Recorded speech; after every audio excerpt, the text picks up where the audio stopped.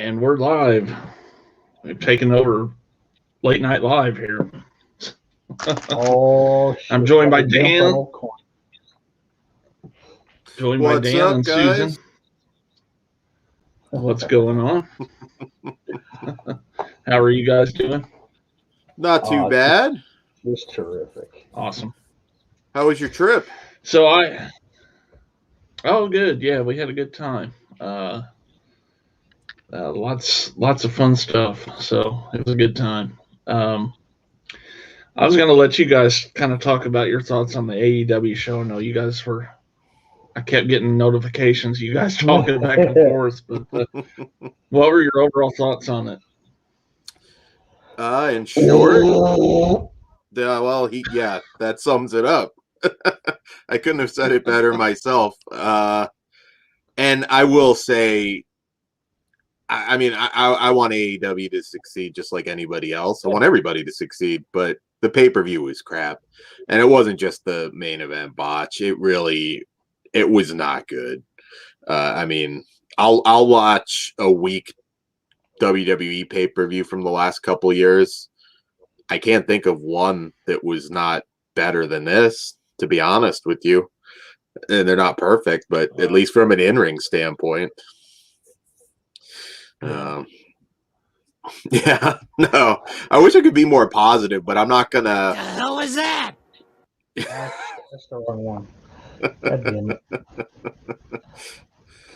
Yeah. You know what, ironically, I thought was the best match? And I'm not a fan of the cinematic stuff, but the cinematic match was probably the better match. It at least looked cool. Yeah, that or Matt Hardy and Adam Page, because you know what? Other than the fucking, unfortunately, other than the end, they had just a classic one-on-one wrestling match. Yeah. And Matt actually looked good for the first time in AEW. So, there's something to be said about that, I guess. Yeah, their women's division's still crap, unfortunately. Oh, yeah. Old fucking Japanese Ellen there can kick rocks. Yeah, I don't know what it was. I mean, she's definitely better than most of the roster, but this sums up everything.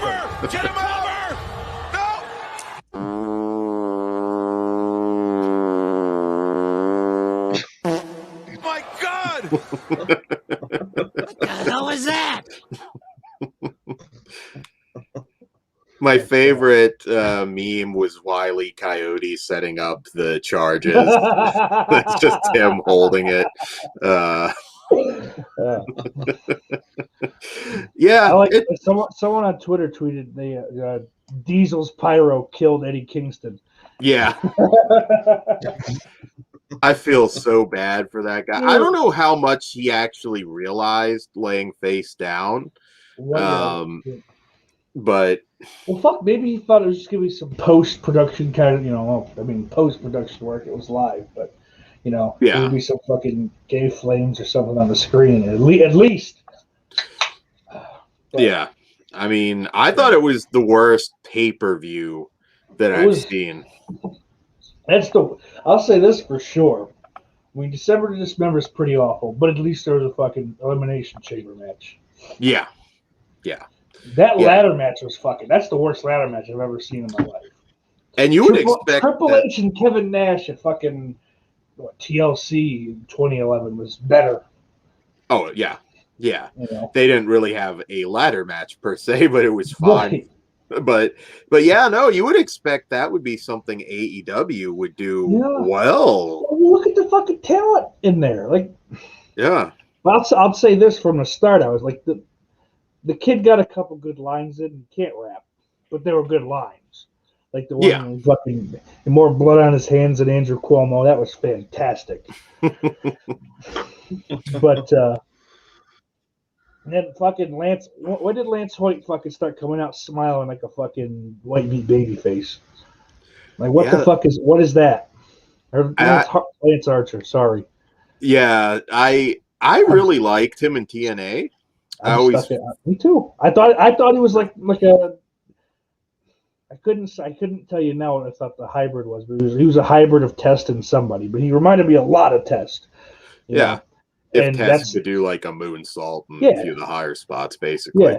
That was a if I say someone reminds me of Test, it's a positive thing. I love the guy growing up, But he was also underrated in the WWE version of ECW. Doesn't get a lot of credit there because, of course, that whole thing sucked. But he was a good heel. I didn't think they used him too much, to be honest. There was a brief period where he had a nice little run, but I think a lot of the era, those guys in that era got misused. Like fucking, I mean, Chris Harris came in out of shape and fucking stupid. They didn't make him look any better. Like they, Braid and they didn't do the Heyman thing where you hide the negatives and accentuate the positives. But let's get back to the pay-per-view. Let's not talk about fucking East. Nice. Oh, Gushers. I haven't seen those in a while. I don't know if I'm just not looking carefully. You're probably not looking for them. I can't imagine. Yeah. Someone like you just go, I need Gushers. Jesus, this fucking spot is huge tonight. I spend all my time in the shit aisles of the store, so I find it pretty easy. I think as most vegans do. Yeah. I was gonna say you've earned that if you're not eating any meat. Yeah. So I guess. Yeah, I'll agree with that. But a lot of I guess it is a common thing though. From what I read, I wouldn't know from experience, because it's Oreos are vegan, so great. Stock up on Oreos. Mm-hmm. Shit, like Gushers. I would imagine you're, looking at. Well, I fucked up with Gushers like back in the day when I bought the kids some. They're like, "You want to try a Gusher?" And I was like, "I'll try one." And then I got hooked on the shit. So yeah, dude, listen. They woke up the next day and they had none left. Yeah, I got bitch teeth, so I can't eat a whole lot of them, but I do like them. I can still burst them. So, Yeah. I still get the pleasure. But yeah, back to the show. Jesus. Sorry. Oh, that's okay. Let's talk about Gushers for an hour.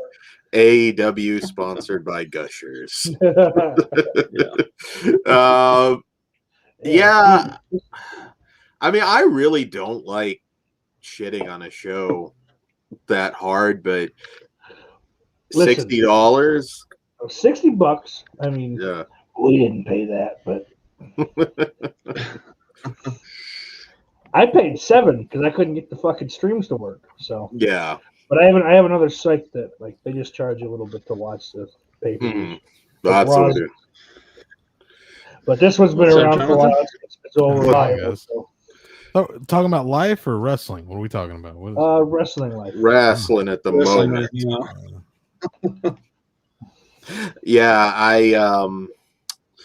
That was just a shit show. I mean, AEW just isn't what they're making it out to be yet. And I get it. I think they just want it to be successful. It's certainly not a fucking sports-based presentation. No. That is one of the biggest lies that they told. That begins and ends with the win-loss record. Yeah. Yeah. No. Which, and that has fucking positives and negatives. It's like you can't just hotshot someone when you're showing their record. Yeah. But it's easier, I think, to build someone over time that way. You see, look, they won fucking 100 matches this year. Sure. Yeah, definitely. But WWE's always failed to keep that. And I think with all their last minute booking, there's no way that they can ever really do it. But yeah, I don't know. I'm not. There are nice little glimmers there. I mean, I think Ricky Starks has potential. I think, yeah. I was talking to a friend yesterday. Taz's stable is fucking probably got the 4 guys with the most potential in the company. Mm-hmm. And they look like fucking idiots every week. And any big match they lose. Yeah. Right?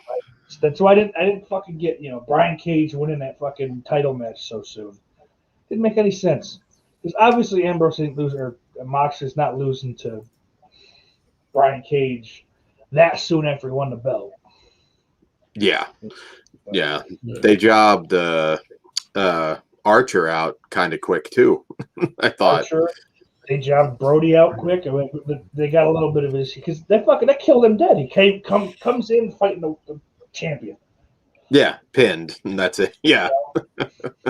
I would have liked his odds of holding that belt though if he had not passed away.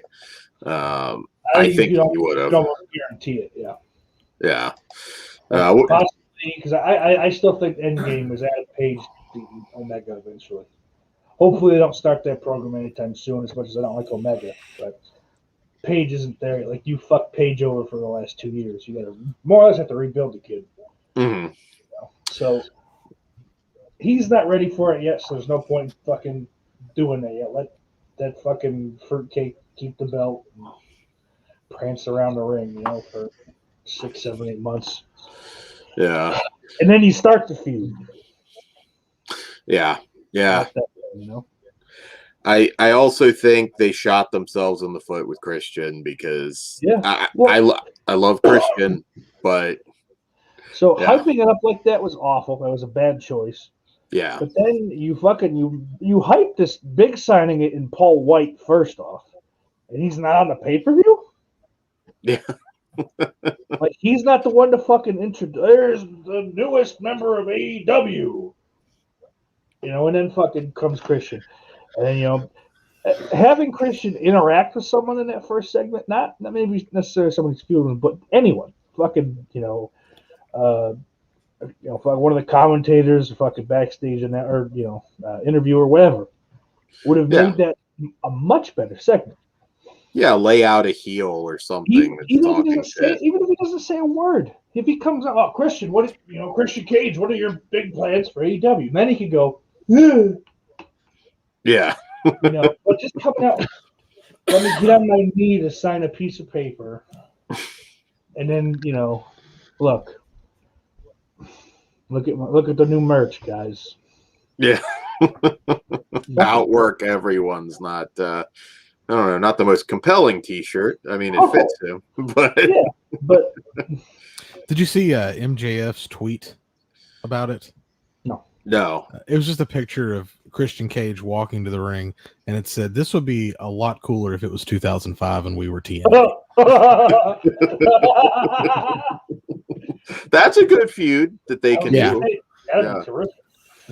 But I'm assuming the next feud for MJF is Jericho. I'm assuming Wednesday Jericho's getting kicked out. Yeah, probably. Because from what I'm told, because I missed the first hour of the show, he ate the pin in the tag match. It was pretty average. I mean, it felt like an episode of TV, which again, the network happened. People are used to getting, a month's worth of content for $10. So for 60, I mean, I got to expect something terrific every time AEW tries to do one. In the matches, if you've seen one Young Bucks match, you've seen all of them. Yeah. Yeah. Bunch of sloppily set up, fucking overly intricate spots. Damn, Cornette. Jim Cornette is coming here. Is that what just happened? Young Bucks I hated the Young Bucks before I fucking ever listened to anything. I hated the Young Bucks and I still hated Jim Cornette because I thought he was just some old fucking faggy promoter from the 70s. It's funny to think that literally not shaking RVD's hand could have changed wrestling. Because that was the big thing. They refused to shake his hand. And they pissed off Mark Henry at one point, too. And I can't remember what that was. But, yeah. They pooping his sub. They might have. I don't I believe that X-Pac fucking took a shit in his sandwich, but there's no way Mark kept eating. He might have took a bite and went, oh! There's no way he fucking ate half of it before he realized. God, if I were X-Pac, I wouldn't want to be screwing with Mark Henry. I mean, that's like instant death. I think he could pop him like a pimple if he wanted to. Rookie or not, I don't think it's gonna matter. Well, that's it. I'm a rookie. I didn't know what I was doing. Yeah, I mean, I had a look-see in the ring, Vince. I'm sorry. I didn't mean to snap his spine in half. Just kind of happened. Well, shit, especially back in, 95 or 96? I mean... 96, yeah, I think he came in. Because we off the Olympics. So, he still was actively training for fucking the Olympics. So, yeah. This ain't 2011 Mark Henry. This dude is on a different level. No, I think it would go the same way today. Oh, sure. Yeah. He's still a strong man. Well, he's just that kind. He's born that way, but he's still working out. I think he's a free agent now too. Somebody said, because I know his name popped up, and I was like, I sure as hell hope Mark Henry's not their surprise. I mean, no offense, but is Christian much better? I mean, he's a question mark. But in ring wise, hopefully, maybe. Yes, hopefully but it's been what, 5 or 6 years? 6 years? 5 years. 5 years. Mm-hmm. I mean, some people don't miss a step, but 5 years is 5 years. That's a long time. And he wasn't in the Rumble very long to show off much of anything. I'm a little bummed. Like I didn't want another singles Christian run because they don't know what the fuck they can't book Christian. Yeah. Like unless it was like solely Jeff Jarrett involved with booking him, I don't care. But I would have loved like maybe post Mania, Edge wins the belt and then drops it the next show. I don't give a fuck. Who cares? It's Edge. He's over. Doesn't matter what happens. Put him in the tag division. I really think his WWE run would have just. I'm sure he even talked to them, and I'm curious to see when these podcasts come out. And I think it was as simple as, okay, you're going to get beat up by Roman for the next 2 months leading up to the Edge feud. But I mean, there was someone posted a picture the other day. It's like the last 3 big signings for AEW that were former WWE guys. It's a picture of them being fucking assaulted in some form or fashion by Orton. So it's like, I don't remember the first one, but then it was Big Show, and then it was Christian. And then it's like a picture of them on this side. And it's like, blank is all elite, blank is all elite, blank is all. It's like, yeah, that's about it. Mae Young's hand is all elite. That's Handy Henry, motherfucker. There you go. Respect on his name. Handy Henry sounds like the bad nickname you'd get from cosplay somebody. Hey, don't go over. That's Handy Henry. No, I wish it were better. I'm not. I don't know. I just don't have any enthusiasm for AEW. That may just be the sheer amount of wrestling that there is right now. But I think Impact's a better product. Really? Right now, I think Impact is a better product. Now they have the empty arenas, which make it kind of tough. But yeah, you gotta do something, man. Fucking fake it. Like that's the thing. Like the Thunderdome is no different than watching SmackDown in the mid 2000s. Honestly, yeah. Even though they had crowds, those fucking crowds are sweetened to disgusting levels. Yeah. No, I agree, but I like the roster better. I really do. I don't even know that Ethan Page, where the fuck his name is, he was the 6th guy in the ladder match. Who the fuck is he? Like, why is that a big deal? Average worker, really good on the mic though. Yeah. Okay. So he's a solid pickup. I mean, yeah. All right. I could have seen him doing more in WWE, to be honest. Yeah, next gen they are getting ready to move. You know what pisses me off about that? Because I was reading into it more the other day. Is that they have to like re-upload all the fucking content. So they're basically going to go back to 2014 again. Yeah. They're slowly putting shit on there. Like, until SummerSlam, I think they said is about when they'll be whole. I mean, I'm a little worried about. I just want to watch Raw from 2001. Yeah. I'm a little worried about some glitches at first because the network was pretty rough at first too. But same price you're paying, and you do get the NBC Universal stuff. So it's going to be huge. They're going to see their viewership spike for sure. Yeah. No, definitely.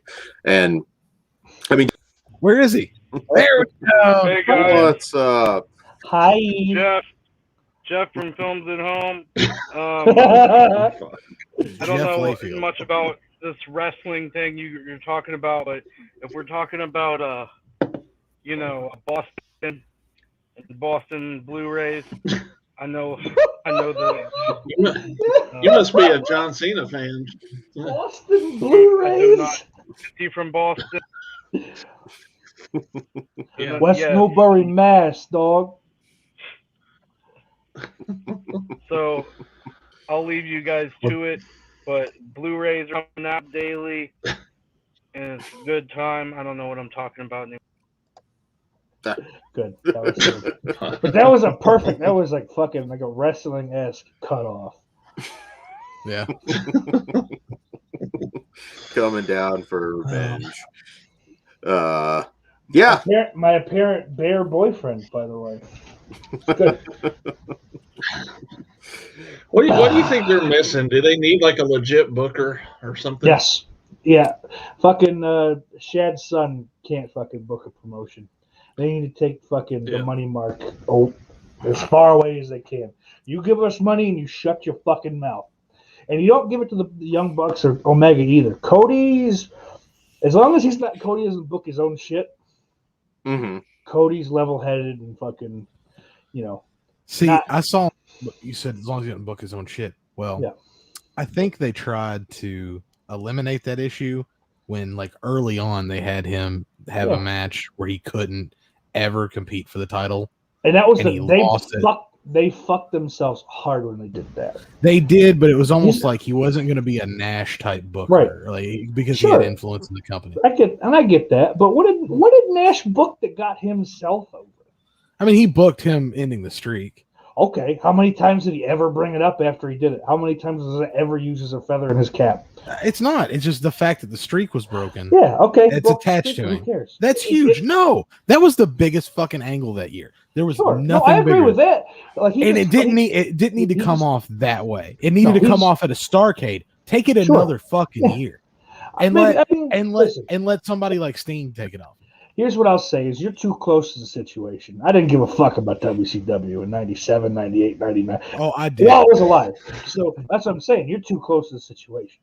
You've got fucking feelings and emotions about it. No. You can see it because I watched weekly TV where those inflated numbers fucking mattered. Because between last Monday and this Monday, he fought 200 people. Well, that's exactly my point.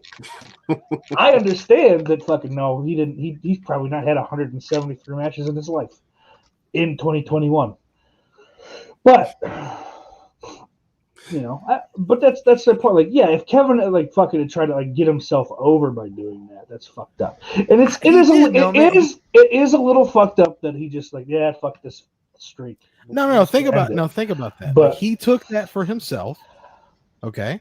Because I mean, Nash he won the world title there, so sure. And what did he do with it? He dropped it to Hogan that night. Yeah, finger point. Right. Yeah. So there you go. I'm not saying Nash was a good booker, but you can't say he was self-serving. Well, WCW, and I'm not saying AEW's at this point, but it mirrors Sunday night was close. Well, but inmates running the asylum. Yeah. I'm not saying the Bucks or Hall and Nash or Kenny Omega is Hogan, but you do have a chunk of wrestlers that kind of control most of that. By the way, here's the thing: nobody gives a fuck about the Young Bucks. Nobody. No one gave a fuck about them in Japan. They were in fucking the Bullet Club. That's the only reason. Yeah.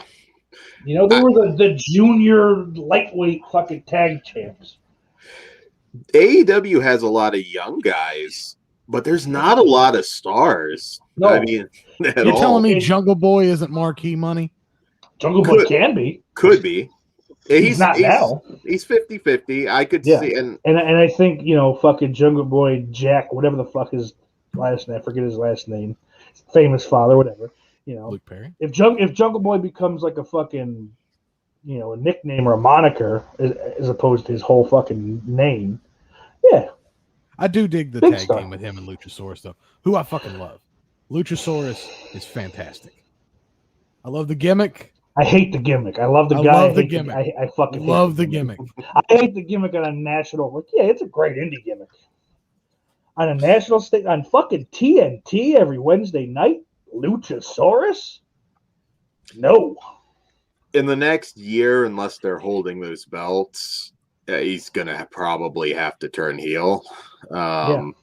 Make him a monster. I'll say this. Yeah. That guy, whatever the fuck. Maybe that's how you get that fucking gay gimmick off him. You turn him heel and tell fans they're a bunch of fucking faggots.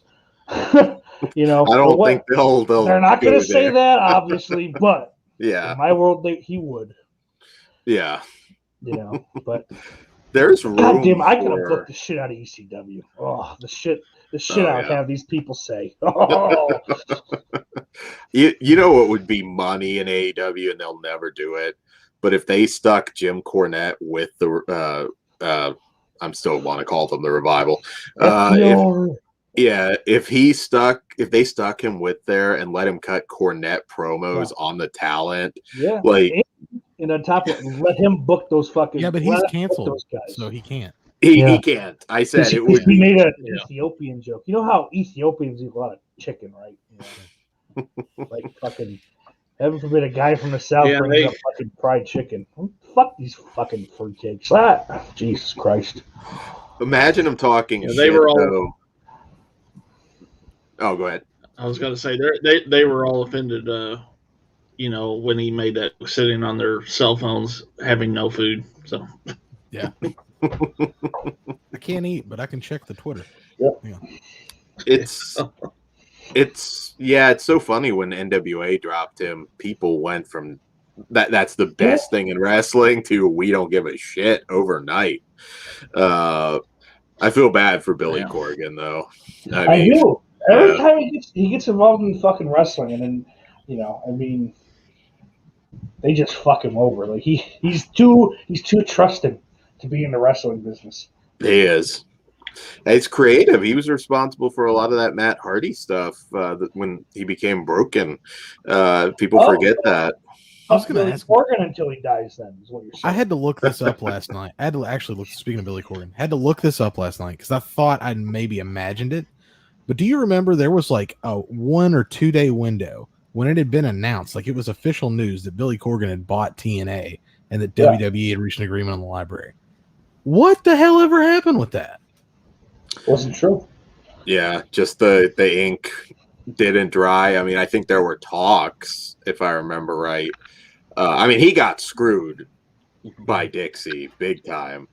And TNA is the company, well, Impact is the company now that just won't die. I mean, I have to give credit to Scott D'Amore and Don Callis. I mean, that they were dead. Nobody gave a shit. And I think they've kind of turned that corner now where they're not I mean, the TNA stigma it's there, but it's not what it was, where it's just like I'm not even going to consider following this company. I think they should bring back the TNA name. I don't no, there's nothing but fucking bad mememories. Like no, man, there's really good memories for me. There is. For fans. So when I think TNA, I'm thinking of that 05, 08. Oh. Yeah. Time period. My penis. God. Yeah, that fucking. You know what? I have great memories of 2011, 2012 when Bully Ray was champion. Yeah, Aces and Eights was a good run. No, Aces and Eights sucked. Yeah, but they were heavies for him. Sure, yeah, but Bully Ray becoming champion is, with a shit name like Bully Ray too. Right. Yeah.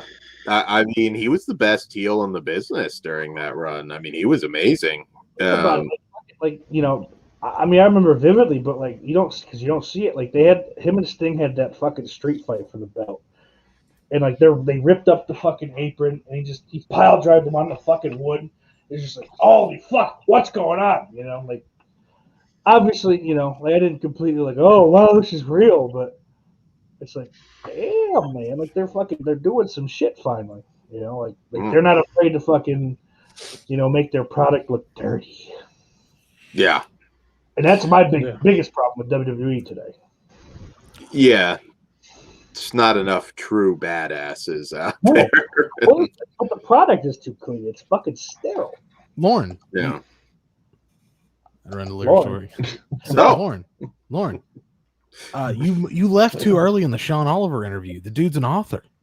Yeah. Yeah, not just wrestling stuff. Yeah. You missed out, man. Mm-hmm. Now you and knows his horror. Yeah, big horror guy. Like very much so, man. Go back and watch like the second half of that interview. Yeah, I was really impressed with him. Man, I think Cornette would be a lot of fun to talk to. I think you'd explode if you could just get Russo to call in. Although that'd be the end of the interview, but maybe at the very end. The very, very end.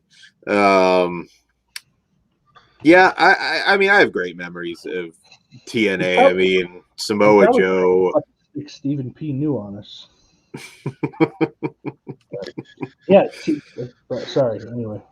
Oh yeah, no, I was just good. Like AJ, Samoa Joe, Christopher Daniels. They had some of the best matches I've ever seen in that era. I was going to say I need to find my old cell phone because I used to have Russo's cell phone number. That would be good for a late night live, wouldn't it? That would. There you go. You think he would stick with it? He's a Christian. Oh, he's a Christian, bro. Is that why I could see from all of his booking during the Attitude Era? He wasn't then. That's all came afterwards. That's what bro, Sable's gonna molest Jacqueline next week. It's gonna be they'll find out they're both pregnant because of it, and then we'll kill because both they sat babies. on a toilet after Val Venus with them. And Jeff Jarrett will kill both babies to become world champion.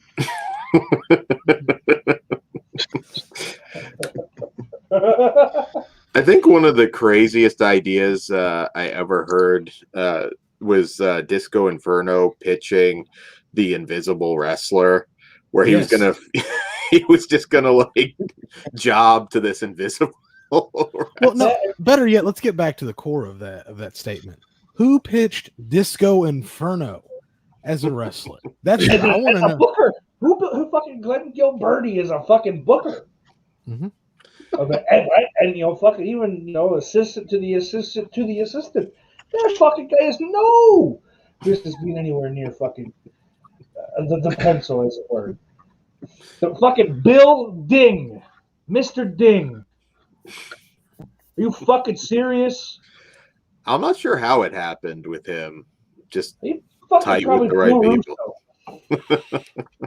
Let me suck that fucking guinea cock of yours. I do like him on his podcast with Conan. I will say that they are entertaining. Listen, man, I'm a Sean Oliver. I feel like it's completely full of shit, though.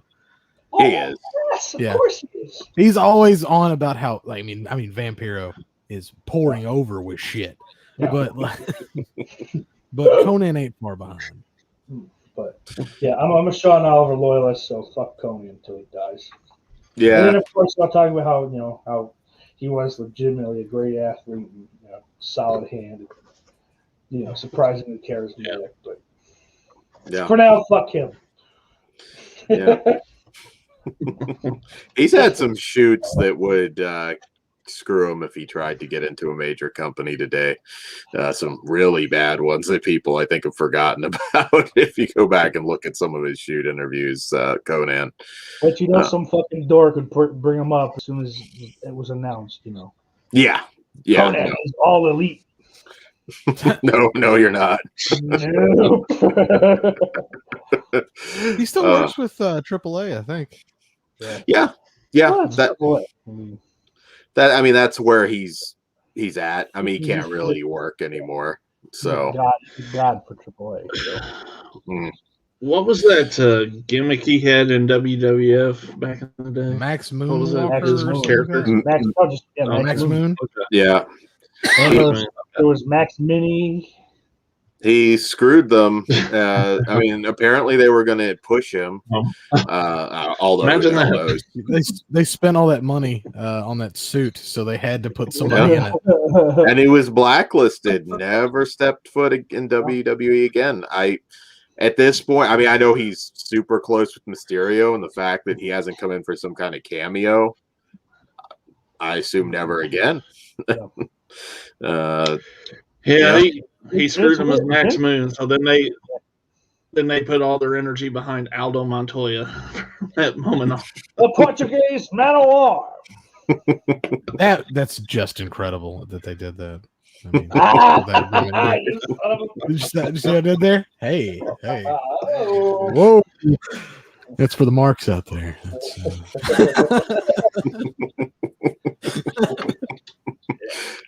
Love his feud with Jerry Lynn. That's a fantastic fucking wrestling name. Justin.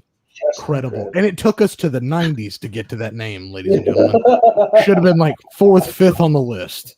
Like right after like Lou Albano, or not for Lou Thez, rather, not Lou Albano. Yeah, like it's Justin.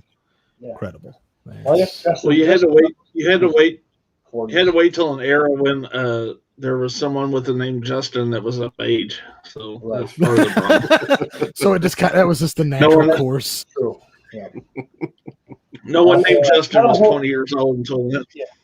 I don't think there was a single Justin killed in World War I or II.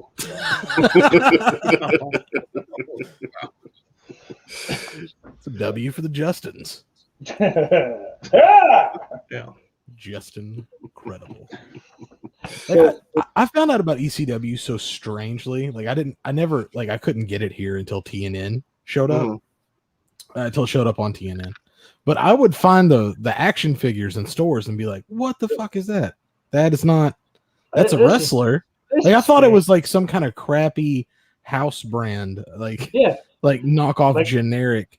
Store, yeah. So I was relegated to just reading about it in PWI. Yeah.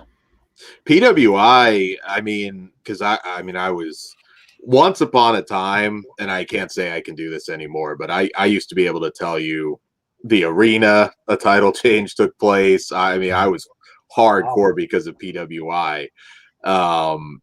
And I loved it when they do that end of the year almanac thing, which would give you all the pay-per-view results. They used to do like which I wish I still had these because they'd be interesting to go back and read, but breakout stars for that year, and you'd see like John Cena and Randy Orton.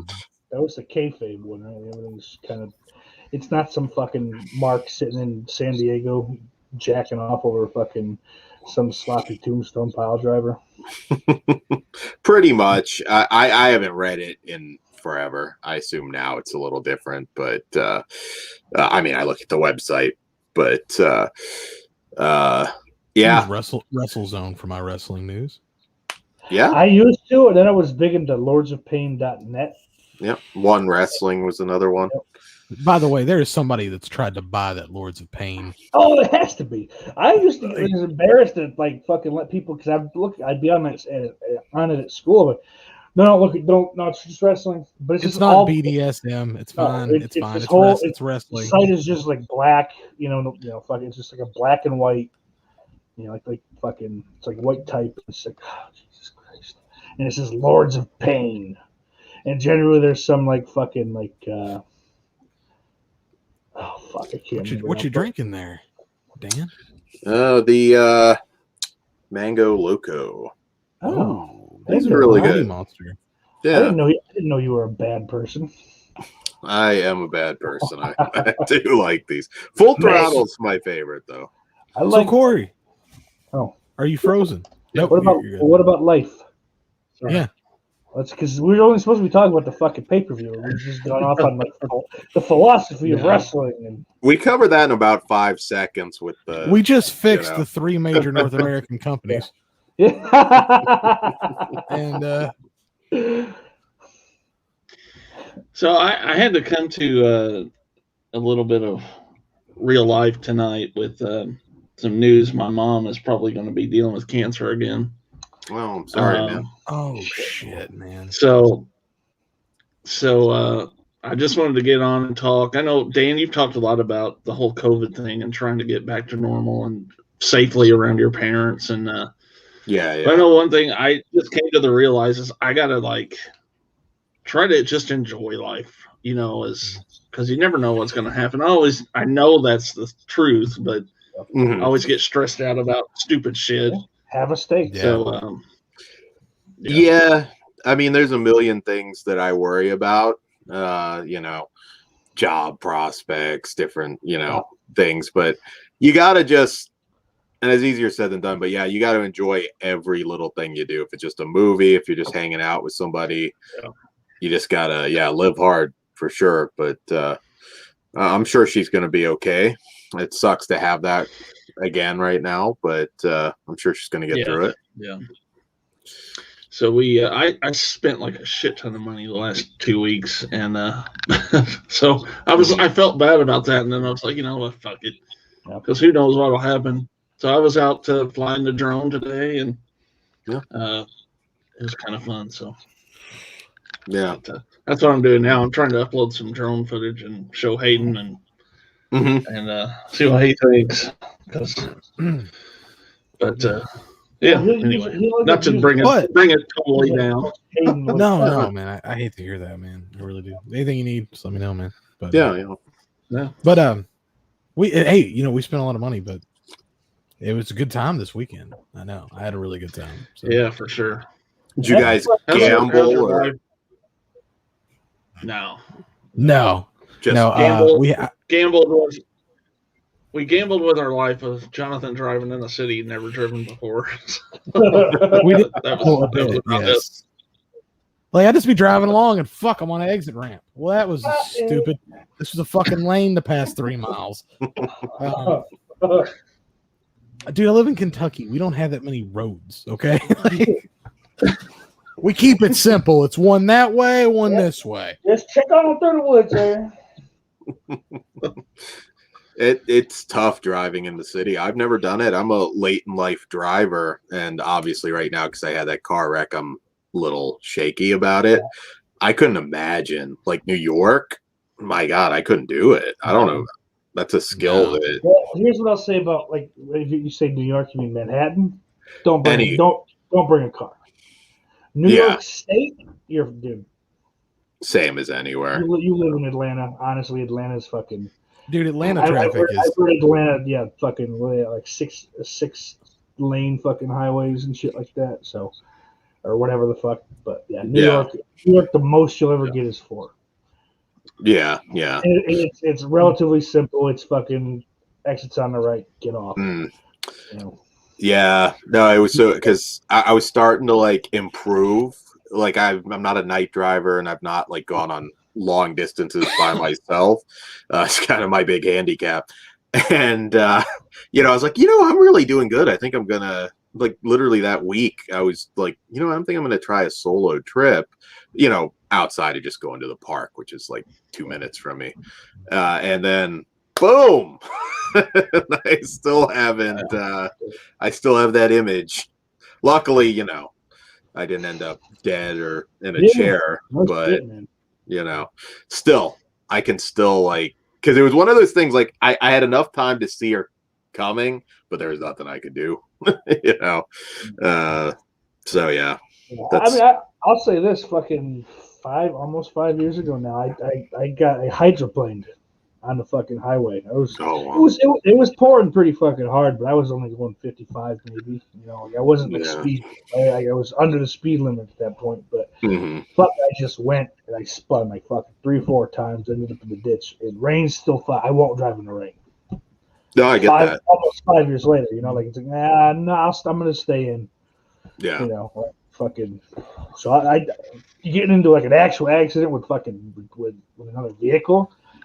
I can't even fucking. No, it was horrible because my mom was on that side in the passenger seat. So, I've got like 5 minutes where I'm like I'm not totally sure if she's okay. She had broken ribs and she was banged up pretty bad, but she's fine too.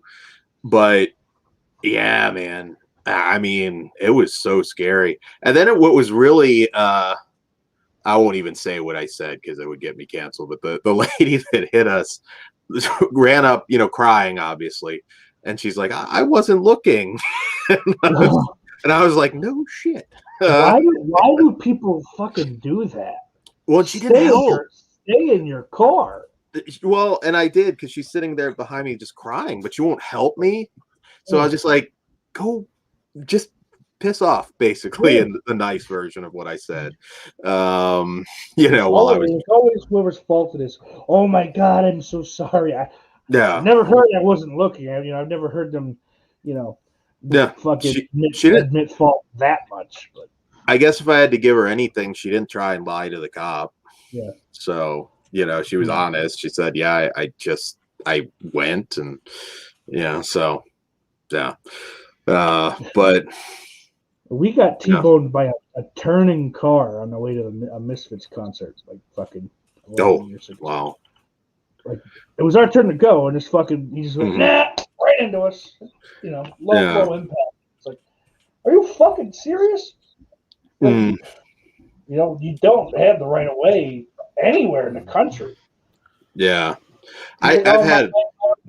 Gentlemen, I gotta hop off here and hit the sack, but it's been real. Oh, no worries. I'll see you, Corey. Need anything, man, let me know. We'll see ya. Yeah, no problem. But, at the end of the day, I'm okay, and I'm grateful for that. Car was totaled, but that's just a thing. It's not something you're old and gray and you're worried about the car. So that fucking car. It was a nice little car. My son's just kind of learning to drive now, and he was with his mom, and he hit this like library book return box and missed her car a little bit. And then the other day, he was riding a bike and wrecked it and blacked his eye and all that shit. And I'm like, maybe stay away from stuff with wheels. Yeah. No, I just had anxiety. I don't think I could have driven it. I don't think I could have driven at 21 and been any good at it. But so where did you get your license? I'm 34. It was 3.5 years ago. It took me a long time. I just had anxiety, and I always had family around, so I never had to. Right. There was times where it would be convenient, particularly if you got a date or something, but I never had to. I had ways around it, but can you drive me and Annie to the fucking box social? Yeah. No, it didn't go over well, but it's a little embarrassing. I mean, I can't lie, but I thought 19 was bad, but I'll say this: my grandmother didn't get her license until she was in her 40s. So yeah, there's people that do it later, and that was out of necessity because my grandfather had fucking leukemia. So. Okay, yeah, no, I've known. I've known some elderly women that similar stories. Actually, they just kind of had to. But yeah, I mean, I'm getting back. I have driven since then. I'm just kind of like doing within 5 minutes of the house kind of stuff. Yeah. Yeah. I mean, look, I didn't drive for. I mean, drive my car over here. Follow behind me. Whatever. I didn't drive. For the last probably 2 years, I was in Jersey, really.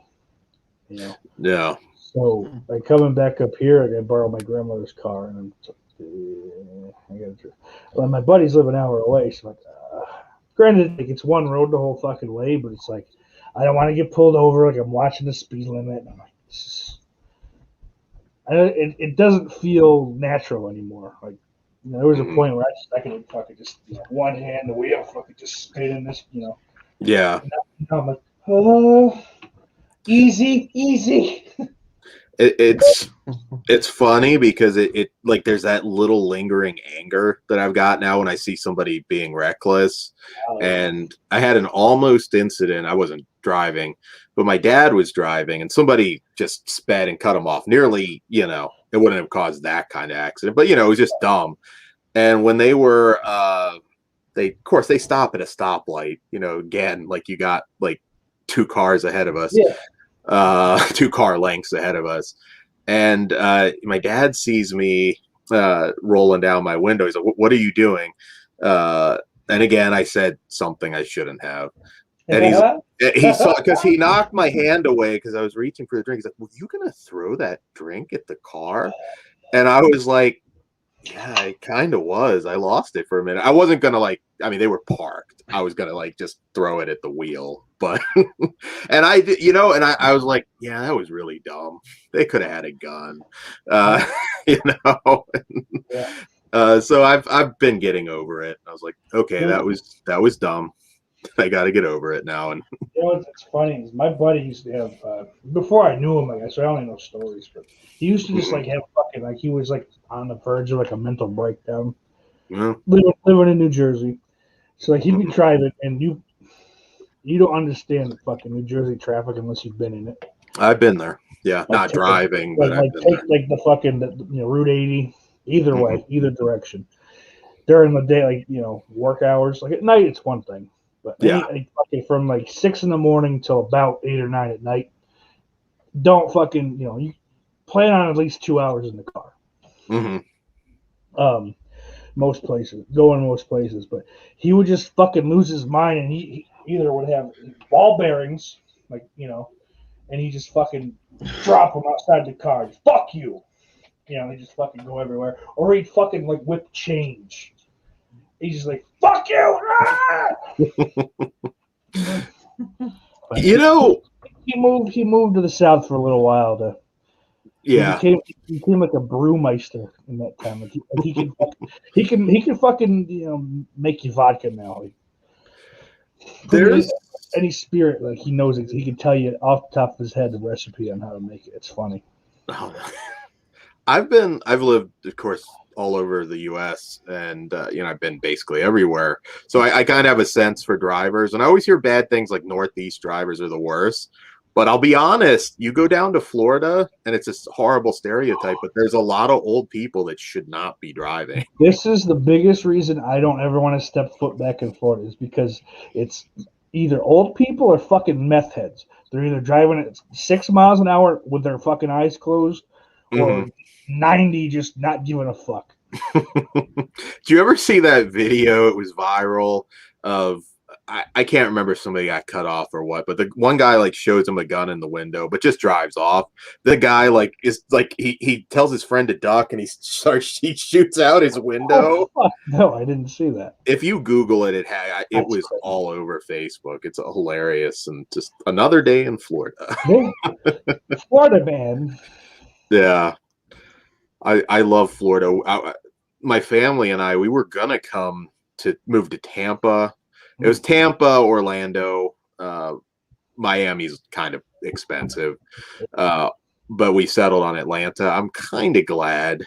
It'd be nice to be near a beach, but we have Lake Lanier here, which is nice. But yeah, I don't know, that apocalyptic weather every single year. I mean, whatever, man. I guess you get roots, but. Yeah. There's no fucking way I would ever settle down in Hurricane Alley or Tornado Alley. It's nah. I mean, I'll deal with fucking a snowstorm. But yeah. Or frankly, out fucking west.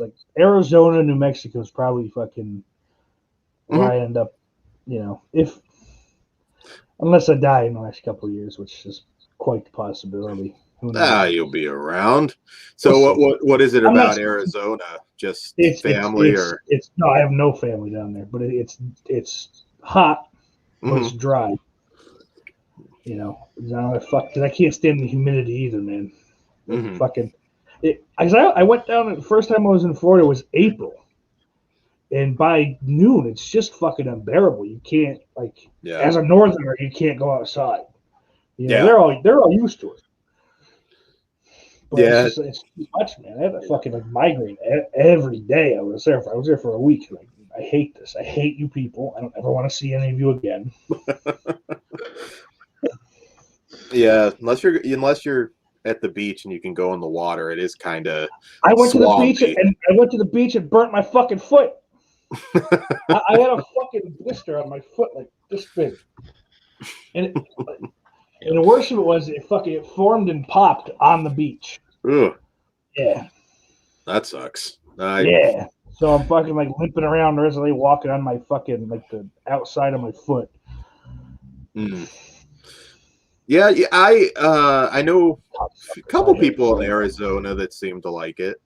It's a lot of California people are evacuating to there or there in Texas. Yeah, I mean, I have friends in Arizona. We stayed. It's funny because he moved when he was young, but he actually moved from Buffalo to roughly actually Mexico, I think technically, and then he moved over to Arizona. So my only memories of Buffalo are snow and just.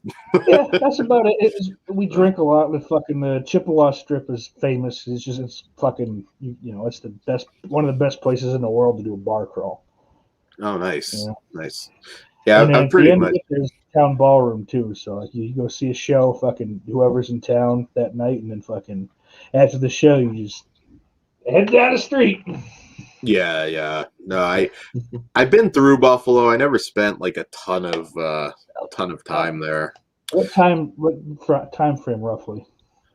Oh, I mean, I was probably like 7 last time I would have been there. No, it was an ugly city then. It looks a lot nicer now. They've spent a lot of money on a canal side and all that shit. It does. It's on its way up, but no. I think the one city the only city I've been to that I didn't love, to be honest, is Baltimore. Baltimore is like, and I've been there within the last 5 years. I don't know, something about it. It's just like it's gone down from when I was a kid versus an adult. I was there in 2013. Okay. And then quickly, I guess the next year, I think, but or no, a couple years like 2016, as a matter of fact, I stopped on the way back up from Florida. But 2013, I went there. My buddy lived there. You hit the block. So, but he lived like downtown, fucking Baltimore. Yeah. Like row houses or whatever the fuck you call it. Yeah, that string of like strip clubs and the block. Right down the street from a fucking a Royal Farms, which to me is the best fried chicken like you can get from like a chain of any kind in the country. It beats Popeyes and KFC and fucking by miles. But anyway, there's just cockroaches all over and rats in the street. And it's called living in the city, but yeah. Fucking my other friend, he came up from Delaware to stay too. Like they were old friends, but he drank like a whole bottle of moonshine that they had in the fridge. He said, "I'm gonna go for a walk in Baltimore." He said, I met a hooker, I met a drug dealer. We talked, walked around a little bit, and I came home. I went to sleep. You're fucking crazy, man. But to me, the only good thing about Baltimore is Chaps Pit Beef. And that janky ass fucking strip club that's right next to it. Yeah, I went with a friend to this special comic book shop that like John Waters goes to all the time. And I don't know, I was just like, man, like we thought we were gonna get mugged at one point because there's just this dude that kept following us for forever, and then he stopped. We went in. It's like, God, dude's still out there. He's just stopped. So there was a lot of weird encounters that we had on that trip, and I don't know. I mean, there's some cool stuff to do there. Certainly, it's good party city, but that's the thing too. We went to Chaps and fucking. Then we stopped at a gas station, and they said I was fucking in and out. But there's cocksuckers that took off without me. So at this point, I'm this fucking kid that has lived in the middle of nowhere his whole life, and now I'm in fucking like one of the most dangerous cities in the world. Like fucking trying to find a fucking car because I know they didn't like leave, but they hid pretty well actually. Like fucking. I'm like, oh fuck! And just like the hands are full. I had like 2 bags, and I'm fucking like, I'm getting stabbed. in one of the many movies that I didn't make, because I always wanted to do like a post-apocalyptic thing, and we saw this just this video on like all these abandoned, like basically completely abandoned neighborhoods, and somewhere in Detroit, where it really did look like post-apocalyptic. I mean, just everything was boarded up, and I was like, oh, we can go and shoot something there. And this older dude that I played cards was like, do not go there. You are asking to be robbed or worse. Because I was like, well, aren't they all abandoned? He's like, may look it, but there's people there you're not going to want to run into. Oh. Like, that's why it's such a big deal when they do Devil's Night, is because those houses are full of people. Generally. Oh, yeah. So when you set them on fire, those people tend to also get set on fire. Yeah. I can imagine. So have you ever been stabbed in a city, Corey?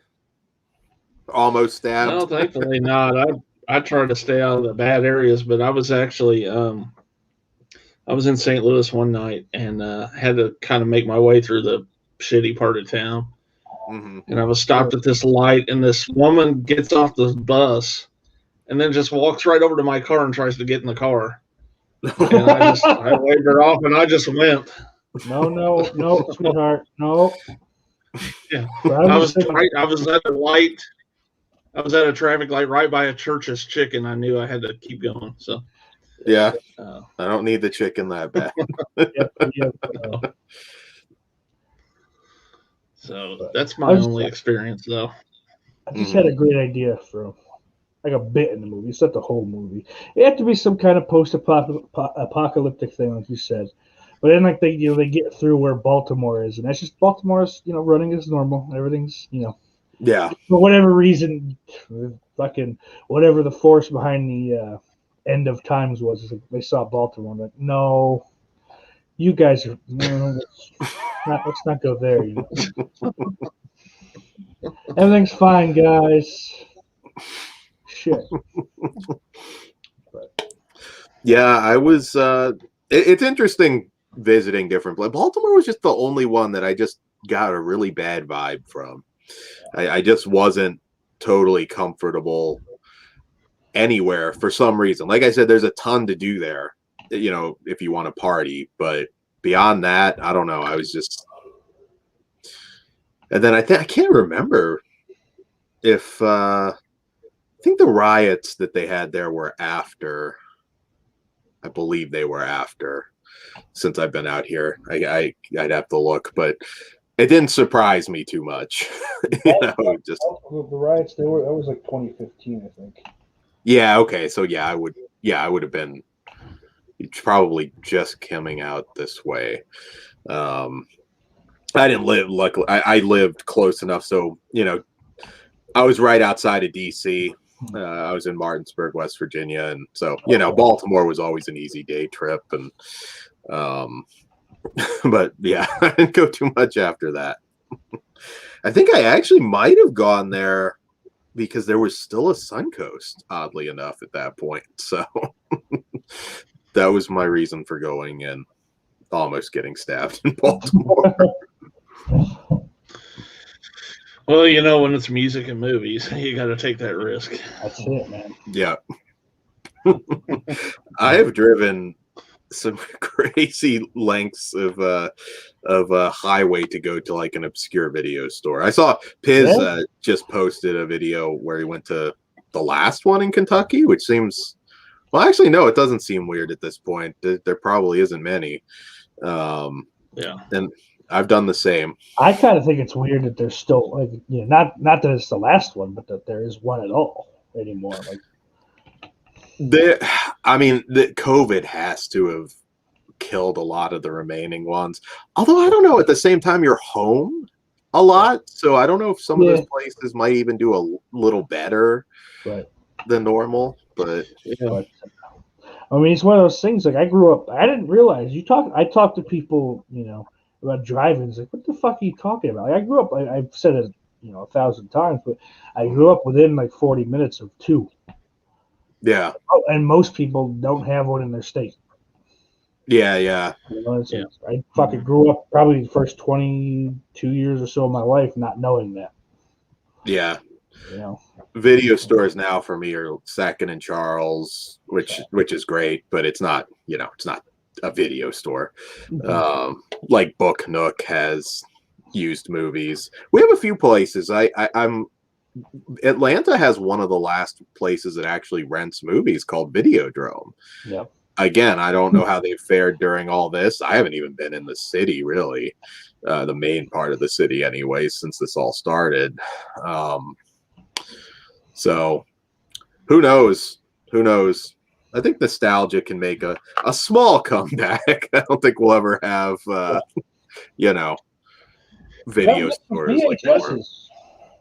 Yeah. I think the thing for me is like, and Jonathan and I talked about it this weekend. We went to the store where they actually sell Screen Factories and arrows, in the store, which is kind of rare around us. Yeah. But I don't know. There's just something about finding that stuff in the store and buying it there, even if it's a few dollars more. Yeah. There's something more fun about it, than buying it on Amazon or whatever the hell. Yeah. That little thing like, yep, yeah, I'm buying this. Yeah. Like, I don't know, it's almost like you're like, easier to make an impulse buy. Right. Oh, that too. Yeah. Yeah. But you get to fucking look and feel before you buy it, Yeah. Kind of get like even if they fucking weigh pretty much all the same thing, but it's like, this feels It's kind of like that. I bought that laser disc of Tales from the Hood. If that would have been like $6 online, I probably wouldn't even bought it. But I paid $13 for it because I found it in the store, and it was just looking me in the eye. And it was cool. I don't think a picture on eBay would have portrayed how nice it actually is. No. Yeah, it's cool finding stuff. I mean, that was the whole thing as a kid in a video store. It was, treasure hunt. And especially I like being naive as a kid because any cover, it's like, this is going to be the best movie of all time. I get it home, and that wasn't always the case. But, but yeah. But I mean, years ago, I went. There's a place in Rochester called House of Guitars. Mm-hmm. It's like they got guitars, obviously, but there's also a shit ton of records, CDs, cassettes, even. Mm-hmm. I found an almost unopened the old, I guess back in the early 90s, like 91 when this would have came out. Freddy's Dead soundtrack, in that long box. I know you guys are old enough to have seen shit like this. By the time I was old enough to fucking see shit, they were just selling the case, But I wouldn't have. That's nothing I would have ever looked for. Didn't really know it existed. But a couple great Goo Goo Dolls tracks. So it's I really, and I regret it now because I really didn't think Laserdisc still sold. But a few years ago, I did find them at Book Nook. They had a bunch, just a ton, and I'm looking through them. Everything was under $10, so nothing was super pricey. I mean, some were $3. And now I saw Christian's really cool. Well, of course, I don't think I was on that one, but where he showed off his laser discs on region free, and oh man, if I knew him at that time, I would have dialed him up because there were 100, I'd say between 100 and 150 and they were not charging a lot. But I was like, I've got so many movies. I don't need to be collecting a dead format. I didn't even know, because when I was in 5th grade, our teacher used Laserdisc. Most of her teaching things were on Laserdisc. Mm-hmm. I thought this was just some weird. I thought, it's bigger than a CD, so it's got to be new. Mm-hmm. That's how my fucking 10-year-old brain worked. This new technology that was for schools only. And then probably another. Then that's how I went about life until I don't know, maybe 6 or 7 years ago. Mm-hmm. Laserdisc was weird because I feel like there were certain areas where people were only vaguely aware of it. It depended where you were. Because I remember a couple of my rental stores would have them, but for the most part, they just never. It was just VHS. And when DVD came along, they effectively killed VHS pretty quickly. I mean, it didn't take very long. Yeah, but, much quicker. Like Blu-rays, I mean, to the point I'm only maybe the last 2 years seeing Blu-rays being sold without the DVD. Yeah. Most major movies still do have. Well, yeah, you're right. Now I think it's 50-50, but it's like Blu-ray and the digital now. But yeah, because they're trying to phase out the fucking Blu-rays now. We ain't gonna let it happen. That's why you gotta rip the slip out. I looked around. Nothing to rip. Like there would be one. Stupid asshole. I bought a Laserdisc player from a friend in high school. He had one and ended up selling it to me, and then I should have kept it, but when like DVD hit, I made the switch, and I was like, "Oh, this is so much better, so much smaller," and Yeah. But, you know what? That's a shame though, because fucking there's a lot of special features I would imagine that just disappeared. They didn't get ported over. There's a lot like the first editions of most movies on DVD were just here it is, theatrical trailer. Yeah. You get some Laserdisc, like Lawnmower Man, that had a commentary ported over from the Laserdisc, I remember. Well, I thought somewhere I heard about it, but the Laserdisc for Nightmare on Elm Street, or one of them, I don't know how many they put out, but it had Wes Craven, Heather Langenkamp, and Robert Englund. Yeah. The one that's on the DVDs doesn't have Robert Englund. It's like Jacques Haitkin. I think they threw in there instead. Mm-hmm. I like nothing better than to listen to fucking Robert Englund talk about those movies. Yeah. So. Yeah. My last conversation with Robert Englund, I think, was Monster Mania, when they did the celebrity dinner stuff, which was always really cool because you could get pictures with a lot of people for free. They weren't supposed to sign there, but they would take photos, and I talked to him forever about True Detective. Really? You could just tell like he was getting Freddy questions, and he's always nice. He answers them, but then he I don't know. I said something to a friend I was with, and he's like, "Oh, you watch True Detective?" And then I got to talk with Robert Englund for a little while about just True Detective. See, I mean, that's I would assume. I don't meet many like movie stars, a lot of musicians and shit. But you can talk about them. They're more than happy to talk about music. Maybe not their own shit, but you could find something else you have in common. But movie stars, I would assume, you don't fucking. Hey, what would you like doing the makeup every day? But like, honestly, if I ever got to meet Robert Englund, it'd be first off Ford Fairlane. How the fuck? That had to be fucking something, working with. Oh, what's his face? So I can't think of his name. Andrew Dice Clay. Andrew Dice Clay. Fuck yeah. I'm at three names. But, and then probably Phantom of the Opera, because no one really talks about that movie. Lauren shit on it the other day, and it broke my heart.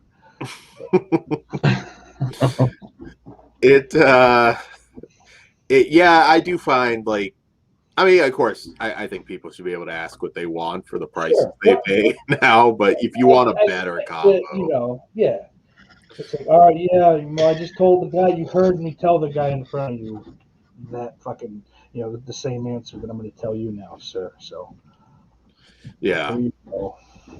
he's pretty good. Englund usually will have a story about any movie that he did. He's pretty. I've had weird encounters with some that like almost try and sell it like they don't remember a movie or something, and a lot of people when they first met Shannon Elizabeth, like she wouldn't acknowledge Jack Frost. She does now, apparently, from what I understand. Her star has faded considerably, so She's had the attention. I remember one where somebody like I can't remember if he brought the VHS or an 8x10 or something that he made, and she kind of looked a little confused. She did sign it, but she was like little like confused, like she didn't remember doing it. And I was like, you got assaulted by a snowman in the shower. I feel like that's something I'm gonna remember. I would have just brought her a carrot. Could you sign this? Yeah. I think that's going to result in the handler telling you to go away. I watched that every Christmas since it came out. So, yeah, always have to watch it. I think I saw the second one before I saw the first one. So, like, I was young when I saw both of them. So I'm like, wow, the first one's a masterpiece. Yeah. Because the second one had like the chiller font fucking from like Microsoft Word, like that. That's what the fucking credits are in. And it's not like it's just that font in nice like credit type. It's like red. It's real gaudy. It's like they fucking edited the movie in Windows Movie Maker. Well, they probably did. It's also not a Christmas movie because it's like on an island, which I get it. It's like, oh, it's funny. It's a snowman in the tropics, but but he's got little fucking babies and shit. It's a ridiculous movie. Yeah, it's not one you're gonna revisit all that often. But no, I love the first one. But the first one's watchable for sure. Yeah, it's goofy fun. It's definitely Joe Bob fodder. It definitely belongs on that show. Thank God he did it. You guys were talking about Robert Englund. I remember for being. Oh, go ahead. Oh, the killer, the Jack Frost, before he dies, looks just like the fucking head coach of the Cleveland Browns. They're fucking like when they first threw his name at them, like, no, that's Jack Frost. That's not a coach. Kevin Stefanski. Yeah. You guys were talking about Robert Englund. I remember him as a kid in that show V. Does he talk about that much anywhere? Yeah, he will. That was actually a huge hit. People forget V was a huge deal back in, I think it was like 82 or 80. It wasn't too long before he got the Freddie gig. Because he said in the Never Sleep Again, he talks about how, like, I was still dealing with my first bout of success. Yeah. I like the reboot of that they did like 10 years ago. That didn't last already. Yeah, time flies.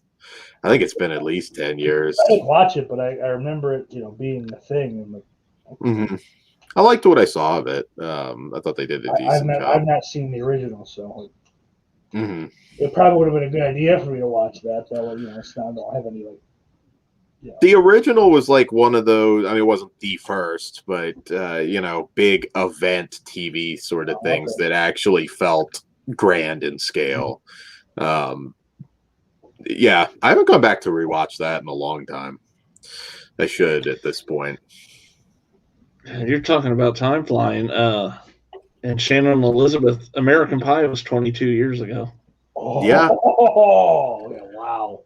Yeah, we reviewed them all on Flesh Wound Features a few months ago, and those movies hold up though. They actually do. Even the direct-to-video stuff was mostly all good. There was one movie that's kind of I can't. I only saw Bandcamp, and that one was fine.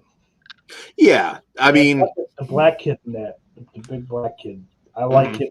Everything I see him in. Like he's a great actor as far as I'm concerned, but. Naked Mile. I don't remember much about Bandcamp even, but they just got further and further away from any like actual characters. You always had Eugene Levy, except in the last one, which is the all girls one that made no sense. But yeah, you usually had him, and then it was a relative of Stifler each time. Yeah. Like Stifler. I thought the first one, the Stifler, was his brother, right? Yeah, the Bandcamp was the little brother. Yeah. So and then follow that one, at least. Then they just kind of had fun with it. It was like a cousin. Then it was like, National Lampoon's Going the Distance. Yeah, a lot of those movies, though, to be honest, like, I mean, some are not like fantastic films, but you're not going to get a lot of sex comedies anymore. If you are, they're going to be indie, and even then, there's not going to be a lot of them. Not woke somehow. Yeah, well, in the last American Pie, asking. It was all girls, and it doesn't make sense for cute girls. Again, I don't want to come off like an asshole, but it doesn't make sense for a bunch of cute girls having trouble getting laid. No, it just not doesn't. At all. No. It doesn't, and the movie doesn't work. Right. But yeah, I actually over the summer when HBO Max came out, that's the first thing I watched was 1 and 2. I don't know if Wedding was on there. It led me to just go buy the 4-pack Blu-ray. It's got 1, 2, Wedding, and Reunion, and I haven't gotten to Reunion yet since then. But I think Reunion's pretty good. Reunion, I remember being better than Wedding. I mean, Wedding's not bad either, but you're right. They do fucking 1 and 2 hold up really well. Could not get made today in any form or fashion. No. Just the idea of the storyline. I'm not sure you can get the pie scene in a movie today because a pie can't give consent. you might get away with the pie, but the whole storyline of just guys trying to get laid, they're just not going to do it. That's disgusting. Yeah. Smell. Shut up, stupid. Yeah. Fucking. We were joking, like, really at this point, dumb broad. I would not be surprised if they did another one. At this point, it's got to be American Divorce, I would think. Like, I can't think of. I don't know what other hook you could come up with now. You know, like Jason Biggs could never get over his grandmother saying "not Jewish" before the wedding, and that's the terms of the divorce, and then Allison Flanagan becomes a fucking like a neo-Nazi, and it's like the root of all evil. That might be a little dark, but she leads a Fourth Reich, and it's real bad for everyone for a while. Stifler. They're not doing much else. They'll probably do it. There's nobody you can't get it's a from woman that in now. power. What's how would that not get made? The only person you can't really get is Casey Affleck, and definitely he get some issues being in a sex comedy at this point. But other than that, he had such a small part in fucking the first one. I don't think that's a big deal. Well, the first two, but anybody else would take the paycheck. You're good. What did fucking Homeboy do? Halloween Resurrection, and that was kind of the end of his career. Outside of Reunion, you had, I mean, Thomas Ian Nicholas, I think's his name. He was like the child star, so he was like the only one with American Funeral. I was gonna say somebody you kill off somebody. Here's the problem with that. It would be fucking. I don't want to think about it. They already killed Eugene Levy's wife, though, not on screen. That's okay. But so I don't know. Dying would fucking even if it was fake. Yeah. Like they bring him in to put him in the casket. I couldn't do it. I guess just who asks for too much money. That's fucking Chris Klein. We don't need you that bad. So just what? That's fine. Yeah, Chris Klein can. He killed himself with Rollerball. It looked like for a minute he was going to have a leading man career, but Rollerball just boom. Rollerball is not the type of movie you take if you want to be a leading man. Anyway. Even if it fucking performed well, it's just you're going down a whole different path. Yeah. You might not want to do a movie with Paul Heyman. Yeah. Shane McMahon also pops up briefly in that. Rebecca Romaine was the girl who was pretty big at that time. LL Cool J, Gene Reno. Yeah, had an interesting cast. I wanted to watch that movie bad when I was little. And I'm like, because I knew Shane. I saw Heyman's in all the trailers or the commercials and shit. Yeah, Shane's not. But I saw Shane in the movie. This movie sucks though. Yeah, he only pops up on the red carpet or something, and I don't think he had any dialogue if I remember right. I feel like he just did one of those weird things, like in WWE, where he just kind of be like backstage. Come on, come on! Yeah, you want to shoot something. We gotta go. I like the original rollerball, but yeah, that one was definitely one that I was scratching my head. And I love too that Heyman was shooting those scenes while he was looking for fucking backing for ECW. Yeah. What a cocksucker, man! Like I love him. He's I love his booking. I love him as a talent, but what a slimy piece of shit, man. He definitely screwed. He screwed Tommy Dreamer really bad. Yep. Everyone fucking that. I mean, to the point where Lance is like, "See ya." Like, man, I'm gonna go to WCW in 2000. I'd rather be there because they'll pay me. Yeah. Remember Sabu getting screwed out of that $400,000 deal. Threatened to sue him, and they pulled it on him. Yeah, no, I understand. Like, I mean, I love Paul Heyman, but he is an asshole. He's definitely an asshole. I figure he probably still owes Bubba Ray Dudley money. Probably still owes Taz a lot of money. Because those are the cats that were fucking sitting in his basement with him. Yeah. Devon was making merch. I would bug me, especially when I knew that they could make good on it too, because he could. I mean, he's doing well enough that he could. Mm-hmm. I don't know who. I know there were a few that were like owed like significant money though. Significant, but under $1 million. Like at this point, I think he gets fucking a decent chunk of what Lesnar makes. Not really from Lesnar, but like in addition, all right, we'll pay Lesnar this much, and you get a lot of it because Lesnar without you doesn't really work as well.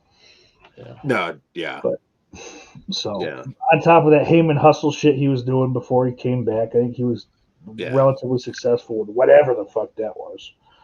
Yeah, I never paid too much attention. I didn't get it. It was broads, and I don't know. That's it. I don't know how it made money, but it looked. That's fucking Paul Heyman in a nutshell. I don't know how this makes money, but look at it. And then where did it go? Whatever it was went to him. I don't think anybody else did. Provocative. Heyman. Still one of the best, best on the mic of his generation, for sure. Because he gets to go out and fucking say what he wants to say. Oh yeah. Say it how he wants to say it anyway. It'd be hard to do that though now because most of the talent now they never had to do that. So a lot probably can't. I think you give them 6 months. Listen. Get good at it because that's where we're going. Yeah.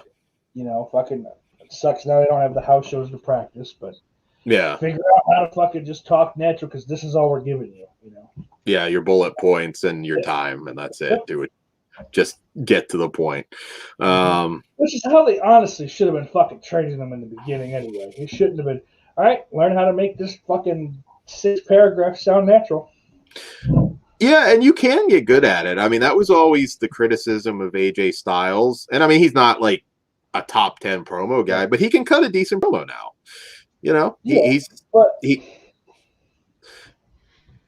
I think because they produce him a little bit, but sure, and that's one thing they're good at. But I think he's one of those guys. That, all right, yeah, you can, because that's one of the big things that came out of Mox's interview with Jericho is that if you take your shit and go to the writer and say, "Listen, I like this, but I wouldn't say it quite this way." Yeah, don't say I hate it. I wouldn't ever say any of this. Just like this doesn't fit. Can I say this? If you work with the writer, they're not going to be like, oh, that's my work. Yeah, it's no offense to writers, but even to you can listen if you listen carefully. Everyone's like Drew McIntyre's, I think, pretty good when he just comes off as a badass. I'm going to beat your ass. But every once in a while, you can tell when he's got that stupid line that Vince thinks is funny. Like a real suffering succotash fucking. There you go. Yeah, I think that was the last one. That killed that fucking. He was feuding with Bryan fucking heading into Mania. They had that Fastlane match, and yeah, that could have helped him out a lot if they fucking didn't put "suffer and succotash" in his mouth. Yeah. And if you ask 10 people, I think at least 9 are going to tell you, hey, cut that. It's stupid. Yeah. But like that wouldn't sound awkward coming out of R-Truth's mouth. No. But your supposed badass fucking face of the company, Scotsman, is not going to say suffering succotash. No. or your Samoan. Yeah. Fuck. Or your big white fucking dude from Boston. I mean, Cena maybe could have pulled it off, but yeah, well, he tended to go that cartoonish route anyways. Him or The Rock, I think, could have pulled it off as far as like main eventers. Yeah. The Rock has got some dumb shit over. Definitely, yeah. He could get anything over. Mm-hmm. I still remember when he was out there with Roman and he was getting booed. That like never happened. That face. Yes, like what do I do here? Well, it was like, what do I do? And then these cocksuckers fucking got me booed. Well, I take that back. He was booed, but not since he became The Rock, Well, but I'm saying, like, because he wasn't The Rock, too. There was Dwayne Johnson coming out there to raise fucking Roman's hand. So it's like, you got me, fucking biggest star on the planet, booed. Fucking. That'll be a nice callback, because if we get another Rock match, it will be with the Roman. I'm up for it. I hope that The Rock fucking, like, kind of remembers that he tore his fucking pelvis off at the bone. Yeah. And maybe kind of like fucking lightens up for the match. Maybe doesn't go so fucking, doesn't go so big. Yeah, it doesn't try and come off the top rope, well, cycle off a little bit, maybe, Yeah. Yeah, no doubt. It's going to be so hard, though. I don't see how it happens because that dude has got like 10 million movies in production, Well, it's hard from that aspect, but then how long are you going to be able to do this head of the table thing for? Do you think you can get another year out of it? You could get another year out of that, I think, because I'll be honest, and I think Edge is going to get the belt off of him. Okay. Because they're going to want to, I think, end on a happy note. I don't think night 2 is going to be Drew Lashley. I could be wrong. I hope it's fucking Drew Lashley night 1 main event and Lashley wins. Yeah. I want a nasty Bobby Lashley reign. Like fucking take it to SummerSlam, just him beating the fuck out of people. Yeah. Does the draft happen right after Mania again? Or are we doing that in the fall now? They didn't the last time, did they? So it I guess it's just pretty much when they feel they want to do it now. So get McIntyre. Oh, fuck is. Well, you probably.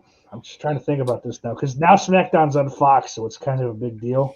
Yeah. So I was thinking, like, if you put McIntyre on SmackDown, you could move Reigns to Raw, but then The Rock and Reigns would be the Raw feud. They're gonna want that on Fox if that happens. Right. Yeah. I mean there's all that talk that they didn't get Rock this year because they want to save it for a full crowd, which makes sense. But once things are back to normal, whatever normal is, I don't see how they're going to secure him. I don't think he's going to take that much time away from his projects to go work a match. And that's it too. Like the fucking via satellite shit's not going to work. I guess. You know what? Fuck it. Do a cinematic match. Send Roman to whatever fucking set Rock's on and then do it that way. Fuck it. Backlot Brawl Part 2. There you go. I'd be okay with whatever they did. I don't think they need a belt at that point. And if it takes if it takes a whole other year, I don't think you have to have that. Hell, maybe Rock costs him a title match or something somehow to set it up. It doesn't need the belt. I really am over these cinematic matches, but me too. Like I was telling a buddy, the one from AEW with Sting is probably the second best. Yeah. AJ Taker's still the pinnacle. But they all suck. Yeah, they all do. This one felt the most like an actual fight. This one looked like fucking The Crow, like literally. Yeah. Like, you could fucking put that in '94 and slip that somewhere in the movie, and I don't think it would look out of place. I haven't gone back and watched it over, but there was a moment, I swear to God, Sting was using a body double. Yes. Yeah. Fuck. The power bomb where he reverses it real quick. I'm like, wait a minute. Now, of course, he might have taken 10 takes to do it, and it was him. But I was like, I swear he was using a body double there. That might be something he was worried about, his little fucking neck or whatever. But yeah.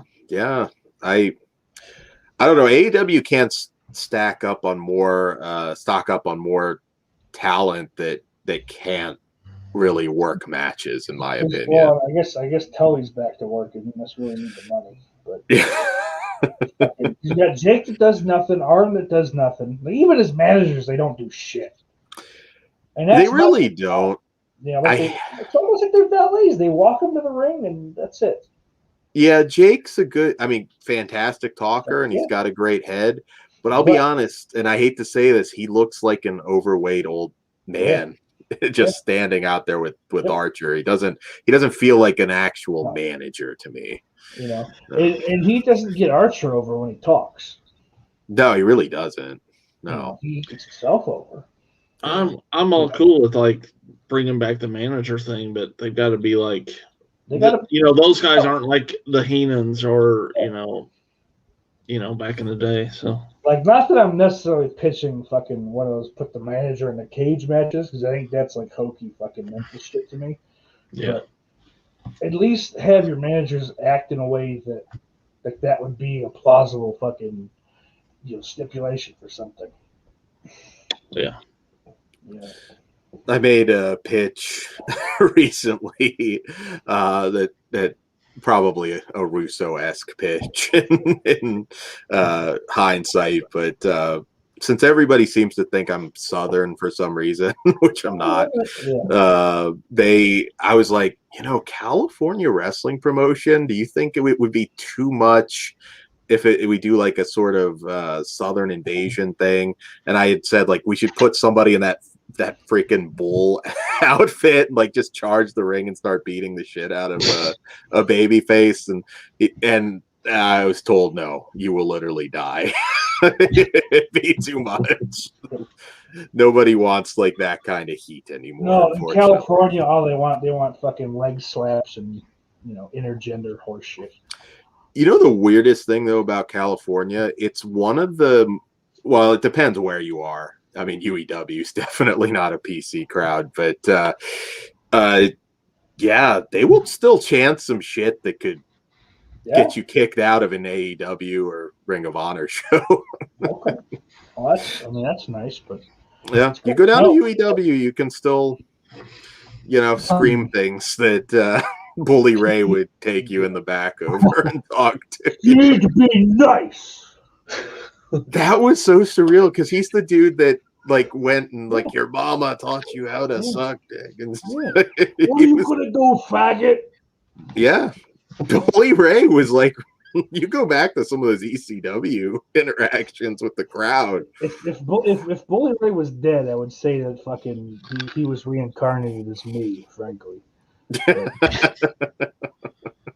He's still fun to watch. That's why I do like him, because I agree with most of his fucking views on booking. Yeah. The Dudleys are my favorite tag team of all time. Him specifically. I wanted him to go over Triple H for that world title back in 2002. In hindsight, I get why that couldn't happen. Yeah. But for me, he's way more popular than Triple H. Like Triple H was kind of boring. But yeah. Bubba could talk, and he put people through tables. What the fuck more do you want?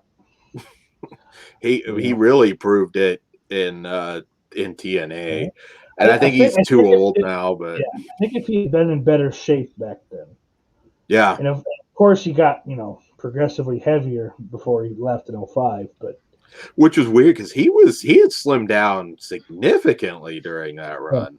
Well, he's looked different. I mean, he started. He said he was like 400 pounds when he started in ECW. Yeah, he was pretty big if you go back and look. From there, and he ballooned back up, and he got fucking. Yeah, I mean, as big as he was in WWE, he got huge in TNA. Yeah, and then he fucking dropped it all and looked like fucking The Rock, you know. He did. I remember when Hogan. The Rock was like a calfzilla here. Look at that.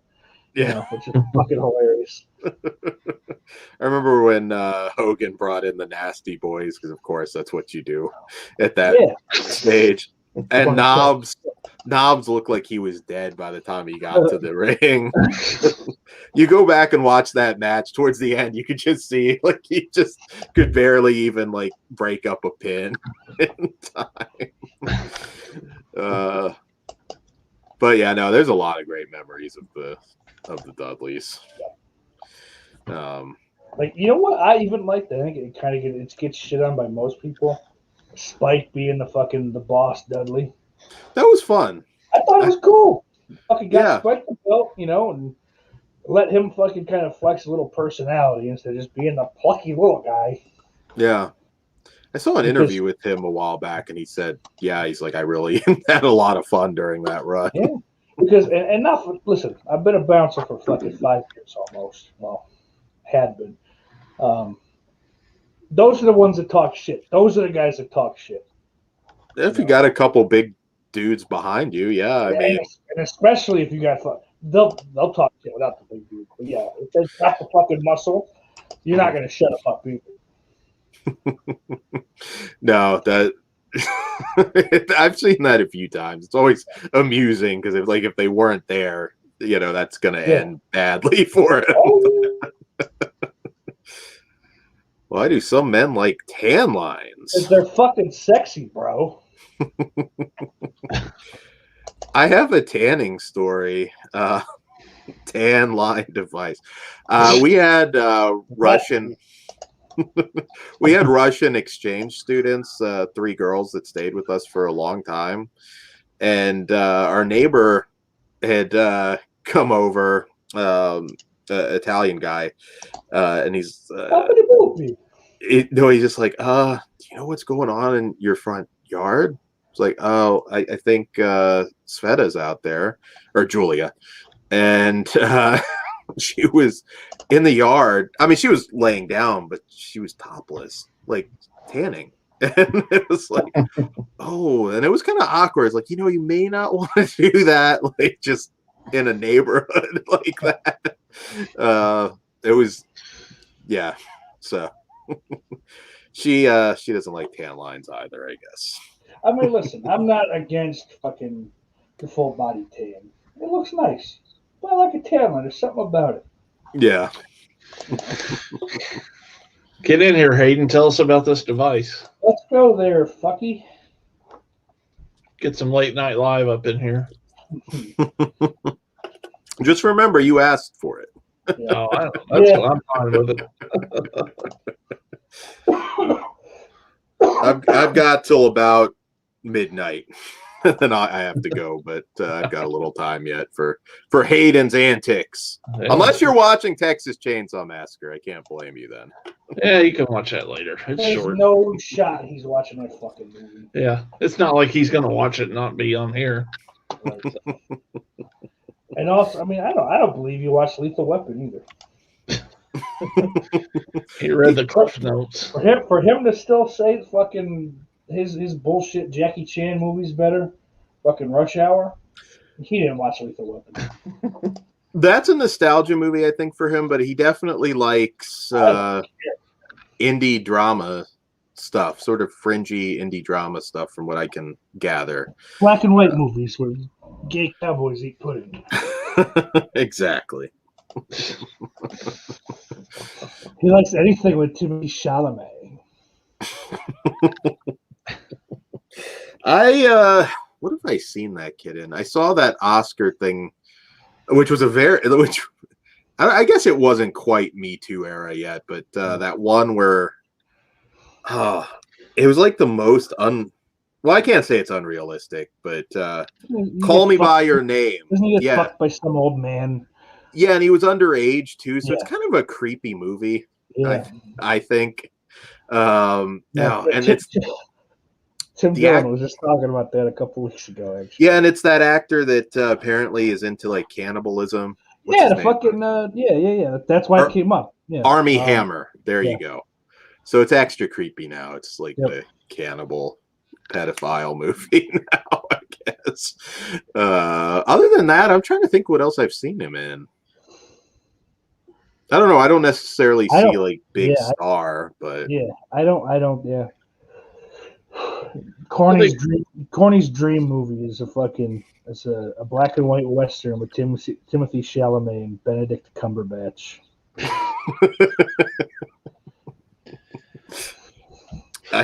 That might happen. Fuck it, man. Listen, if I could make some money, I'll write and direct it. Maybe I've missed some shit, but I kind of feel like Army Hammer's getting a bad deal. I haven't followed like every detail. I mean, it's one of those things, like I'm sure I've texted like fucked up stuff to get a laugh. Well, I know I've texted fucked up stuff to get a laugh out of somebody. And I don't know if that's what it was in his case. I mean, saying you want to like actually like literally eat somebody's a little strange. I would like to saute your flesh. Yeah. You motherfucker. I watched the damn movie and I didn't see nothing. I didn't see nothing that was Chris Tucker quality. Chris Tucker quality went out the window after Friday. I'm just saying, Danny Glover and his big ass lips, they ain't got nothing. Jesus Christ. I'm not saying that is a negative thing overall. I'm just saying, got some big lips. Are you talking Texas Chainsaw Massacre now? Is that what you just watched? Is he in Texas Chainsaw Massacre? He is not. He's Leatherface, idiot. Yeah, talking about the Lethal Weapon. He's in a wheelchair the whole show.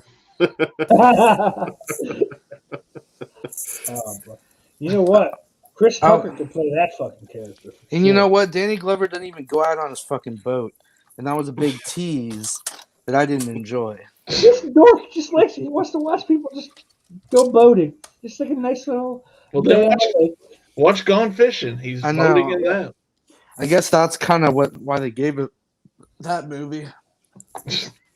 Yep, because everyone had blue balls because he didn't in Lethal Weapon. Jesus.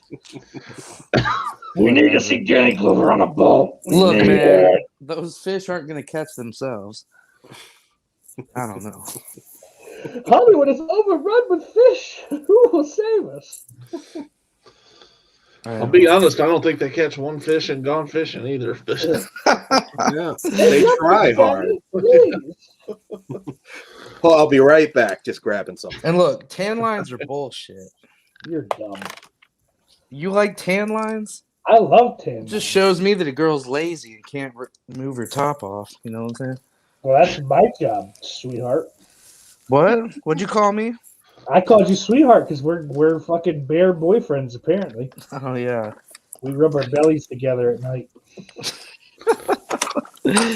Oh. He gets mad that we try to call him, yet he's over there revealing people's addresses. Yeah. It's like, we didn't give a number away. We didn't even give the fucking area code away. Yeah, like how hypocritical is that?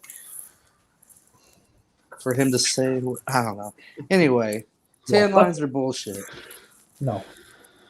I like both. I mean, I'm not fucking. I don't really care one or the other, but I do like tan lines. And I mean, look, if I'm being honest, like on a really tan girl, they're sexy as fuck. If I'm being honest, I like both too, and I love a good girl with a nice tan. Don't get me wrong. Yeah. I live for that, but I prefer there be no tan lines. Yeah. I also like really pale chicks too, so like, I'm all over the fucking place. You like what? Really pale broads too. Oh yeah, dude. It depends on the day. You catch me one day, I'm looking for some dark chocolate. You catch me on a Friday, I'm looking for some creamy bitch. So you're a page guy then? Oh, very much. A page guy? Well, you can. You don't have to be into wrestling. She does some wrestling of a different kind. Yeah. Are you talking about the golfer? You got all cruddy, but pale English girl wrestler. Little less. Well, no, she's still kind of pale. Got my cigar. Pretty pale, Nice. but that's a big old fake ones now. Yeah. I love them. Get a pair of fakers. Well, this is a big fake cigar. Is that what you're saying? Bunch of foreign bodies. Oh, girl. Oh, here we go. Okay. Hey, Jess. What the fuck does that say about us three? Daniel, no one Corey, wants to come on. Gorney. I don't know why the fuck you'd want to come on with me. I'm going to ruin your life. Jess is going to come on here. It's true. Hi, Jess. What's up, buddy? Jess? Hey, hi, my friend. Hey, Daniel. Corey. Hey. Hi. Corny. Hey. All right, so everybody got their pepper ready. Got their what? Their pepper ready to. I love you, Jess. Yeah. I love you too, Orc. Ooh, this one's got a nice draw to it. I'm happy. Ooh, yeah, I like a draw. It's kind of windy out here. I got my Pepsi Zero, like a fucking true man. I got a twisted tea. This is my third one in an hour and 50 minutes. I'll give you some twisted tea. All right, Steak. I can do it. Somebody had to use that in a match by now, I would think. What? Yeah, man. Watch that fucking awful GC. I bet in that GCW fucking hole. Did someone say a match? Wrestling match. Oh, I don't watch that. Don't you movies either. Although, without. This will be the #1 video of any of the podcasts if you lit the beard. Oh my god. Oh man. He fell off the balcony. Well, I wasn't getting that dark. Somehow the phone went with you. Well, I ran I'll out be of like one of the fags who comes on vacation here. I ran out of hair gel and I almost used Gorilla Glue this morning. Does this shirt make me look gay? Wait, did you say? Do you know where this restaurant is? Do you know where this restaurant is? Corey, can you point me in the right direction? Hold on. Hey, can you point my friend in the direction of the country club? Hi, I'm looking for a bar called Feathers. Where can I park my Mercedes Benz? Up your ass, motherfucker. I didn't want a bologna sandwich. I wanted an abalone sandwich. I wanted a Reuben. That makes more sense now. I don't think rich people eat Reubens. I don't know. They eat everything. I eat French dips. Reubens are fairly popular. You can with rich people. I want to say yes. Even some cooking shows. I mean, you spice it up a bit, but okay. I can't wait. Listen, next Wednesday, it's fucking on, man. I'm gonna eat a whole fucking corned beef brisket myself. Nice. Nice. I want to get this goddamn shot that I keep missing so I can get back to the restaurants. I'm getting mine on Friday. I'm just not gonna get mine. Not going for it. Bill Gates put something in the vaccine. He's gonna chip you. He's gonna turn me gay. Just like the frogs. Dude, Alex Jones was on Flagrant 2 the other day. Yes. That shit was. I only saw clips of it. Oh, okay. Dude, he's fucking funny, man. I would go to his house in Texas around where you live. Take a few hours south. Go a few hours south and visit his house. He'd be fun to hang out with. He's one, if I were close enough to him, I wouldn't be an asshole and do it on camera, but I'd be like, so how much of it's bullshit? How much of it's just carny bullshit? Listen here, Dad. As much as there is that aspect of him, a lot of what he used to say, the shit, if you go back, mid-2000s, the shit he was spouting then, Yeah, most of it's come out as true. Like there's still some shit, and he got in trouble. And it's not really him as much as it's his fucking psychotic fan base. That whole Sandy Hook thing. He never said it was fake. But he said something like, well, there are situations where, there are crisis actors. And his fucking fan base, Sandy Hook is fake! And they started fucking, like, harassing the families and shit. Yeah. It's like the National Enquirer. I mean, there's a ton of ridiculous bullshit, but they have broken a lot of stuff. But unfortunately, National Enquirer, formerly edited by Scott Levy's father. Yeah. Raven. Yeah, why do they say Scott Levy? Like anyone but you, Corey, would know. Sounds like a mark. Jesus Christ! I have to leave. You say that's so Raven? Mr. Raven. Mr. Raven. Yeah, I know. Yeah, it was Raven Simone. Yeah. I've seen that show. Was she in the flock? I don't remember. Could you imagine? Sick girl. She sure is a carpet muncher. Yes, she is. Not that that's a bad thing. No, it's just a fact. She eats carpets. Yeah. And she's also a lesbian, but she eats carpets. And I don't know. I mean, I'm sure I'm not the only one, but I feel like I can really tell if a chick is lesbian or not. Like before they even know it. Any girl will fuck like Ellen Page. Ellen Page. You know what I'm saying? Ellen Page. I called that shit years ago. Ellen Page is not a lesbian. Or bisexual or transsexual, whatever the fuck it's called. Elliot is a boy. Whatever. I called that shit so long ago. It's just, I knew it, man. Chloe Grace Moretz, she's next on the list. No, she. Yeah. Thank God. Corey, you're lucky this show has gone out of prime time at this point. Here in a couple here. I'm not saying. Well, Chloe Grace is bisexual. She's she is? in interviews, yes. Oh, well, there you go. I called it right here. It's halfway there. It's just, you can tell. I don't know, or I can tell. I don't know if it's like everyone can tell. I don't know. These days, I just assume that everyone doesn't want to fuck me, first of all. So no. Well, that has nothing to do with it. That's step one. I also assume like all the chicks just fuck each other. The dudes are fucking each other. Some of them are switching over, and dudes are fucking the girls. Girls are fucking the dudes sometimes. Yeah. I can absolutely tell because everyone I ask out tells me she's a lesbian. Absolutely tell. I mean, my ex-girlfriend, not my ex-girlfriend, ex-girlfriend. Can I buy you a venti coffee? I'm a lesbian. She always wanted me to have a three-way with her best friend, and I wondered why. And it makes sense now. I would not wonder why. I would just go with it. Corny eats gender fluid. Well, I hated her best friend. Drinks it anyway. So no, I didn't want to have a three-way with her. You her don't need to like her. I mean, what was her best friend? What'd she look like? Was she hot or no? Well, kind of. Personality. Her best friend was kind of hot. That's when you punish her for having that personality. I fucking hated her as a person. Yeah, you take that out on her. Okay, yeah, you know what? I should have. Because you're not going to be interested in kissing her.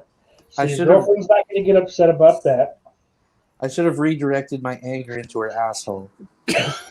Yeah. I was going to say mouth.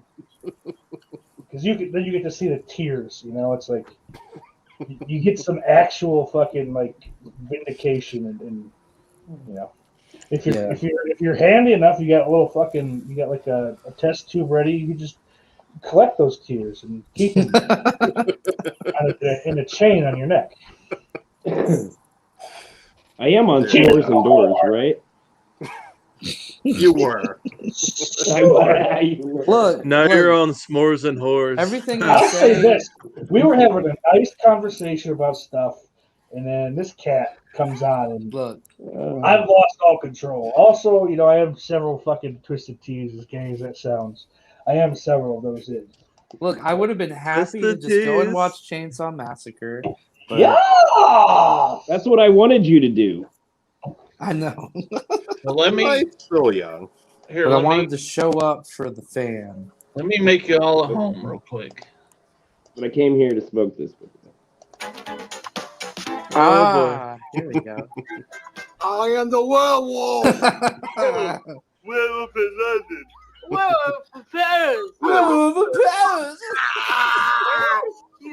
I'm gonna clip that Werewolf in Paris. Werewolf of Paris.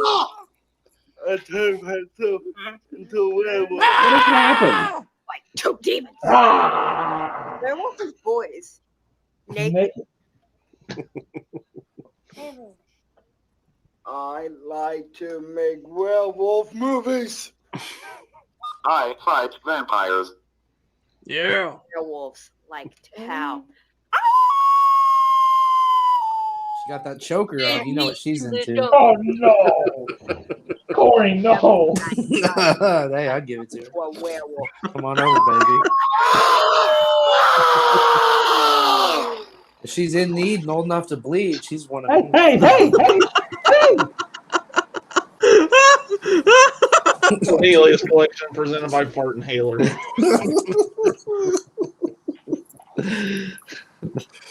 Damn.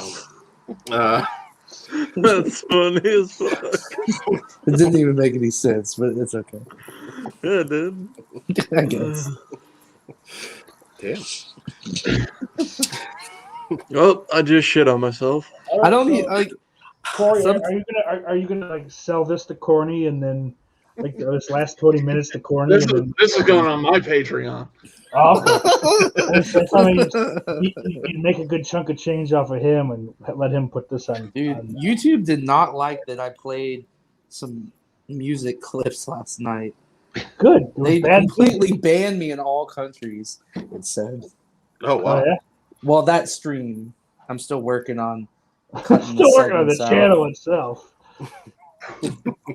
I did just find out that to become a partner, YouTube partner, they have to review your channel. I don't know how that's gonna. I would not pursue that at this point. Well, I'm a long ways away, so. Well, although most of your stuff is on Patreon, so you might be okay. I don't think they review private videos, do they? Probably not. I don't know. But I said the N-word last night, so I don't know if I even want that video. Someone else said the night before. Whoever that bastard was. But I said it last night talking about you saying it, but I me didn't saying say it. Louis Anderson said it. It is said on podcasts. I think it depends how it's used. It's hard. It's hard to figure out rules. Yeah, I still don't. He just said Louis Anderson said no, not Anthony Anderson. Louis Anderson. I'm not a. So that's not a good way to use that word. You know, it's not like we're discussing the word. If you go back and edit it, you can do like bleeps. You know. Yeah, and I mean, if it is on Patreon, it probably doesn't matter anyway. Just have like every time there's a curse. What are you gonna do? He doesn't have time to go back and do bleeps. He's too busy working on the lava lamp background for this. I think that's I don't know. That's What my are they gonna stick. do? Are they gonna tell my manager what I said? And he says he's using Corny's favorite word for the Latinos and Latinos, as well as that word. Look, I was calling myself. So here's what I'll that say. Word. And why I don't. It's not. It's It's. I don't know if that makes it better. He calls at the cook. He'll call him that. But him and the cook have been friends for fucking 10 years. Yeah. So the cook will call him White N back, and bald motherfucker, and just the busted balls. But yeah, you just can't say that word in mixed company and think you're not gonna have to fight someone. Or live broadcasting across the world, for that matter. Sure. I didn't understand the weight of that word until Dan's face after I said it. My face. Yeah. I don't think Orc cares because It's like I can say the N-word all day long, but that word for whatever reason. Pugs on my show used to use it all the time, but of course he's black, so you know it's kind of different. What he was saying back when it was a radio, I don't know it as a radio show, but he doesn't sound ghetto black. So when you can't see him, no, it's like, hey, that's why is that man talking that way? Long-time listeners will know. And they want to put it on a shirt. They've already showed me like my face, and then it just said, "Don't worry, Pugs is black." Because I used to have to say that a lot when he makes some kind of a joke. It's pretty obvious that he's black, though. Yeah, well, video now, but not. Oh, gotcha. Back before video. Back in the day. Okay. You know what? I think I'm more on Hayden's streams. I'm more taken aback by the reoccurring swastika that shows up. All right, I'll start throwing that in more for you. That's what you got to do with the background, Corny. Nice lava lamp background, but then have it like fucking. They're just bouncing back up. I was just like a subliminal flash every like fucking 5 minutes or so. You just like see somebody like what the fuck am I seeing? I hate Jews all of a sudden. What's going on? I am Jewish. Whenever I pull up a thank you to my patrons, I'm gonna have a swastika in the corner. You should put the names. You should put the names like fucking in the shape of a swastika. I'm just joking. I wouldn't do that to you guys.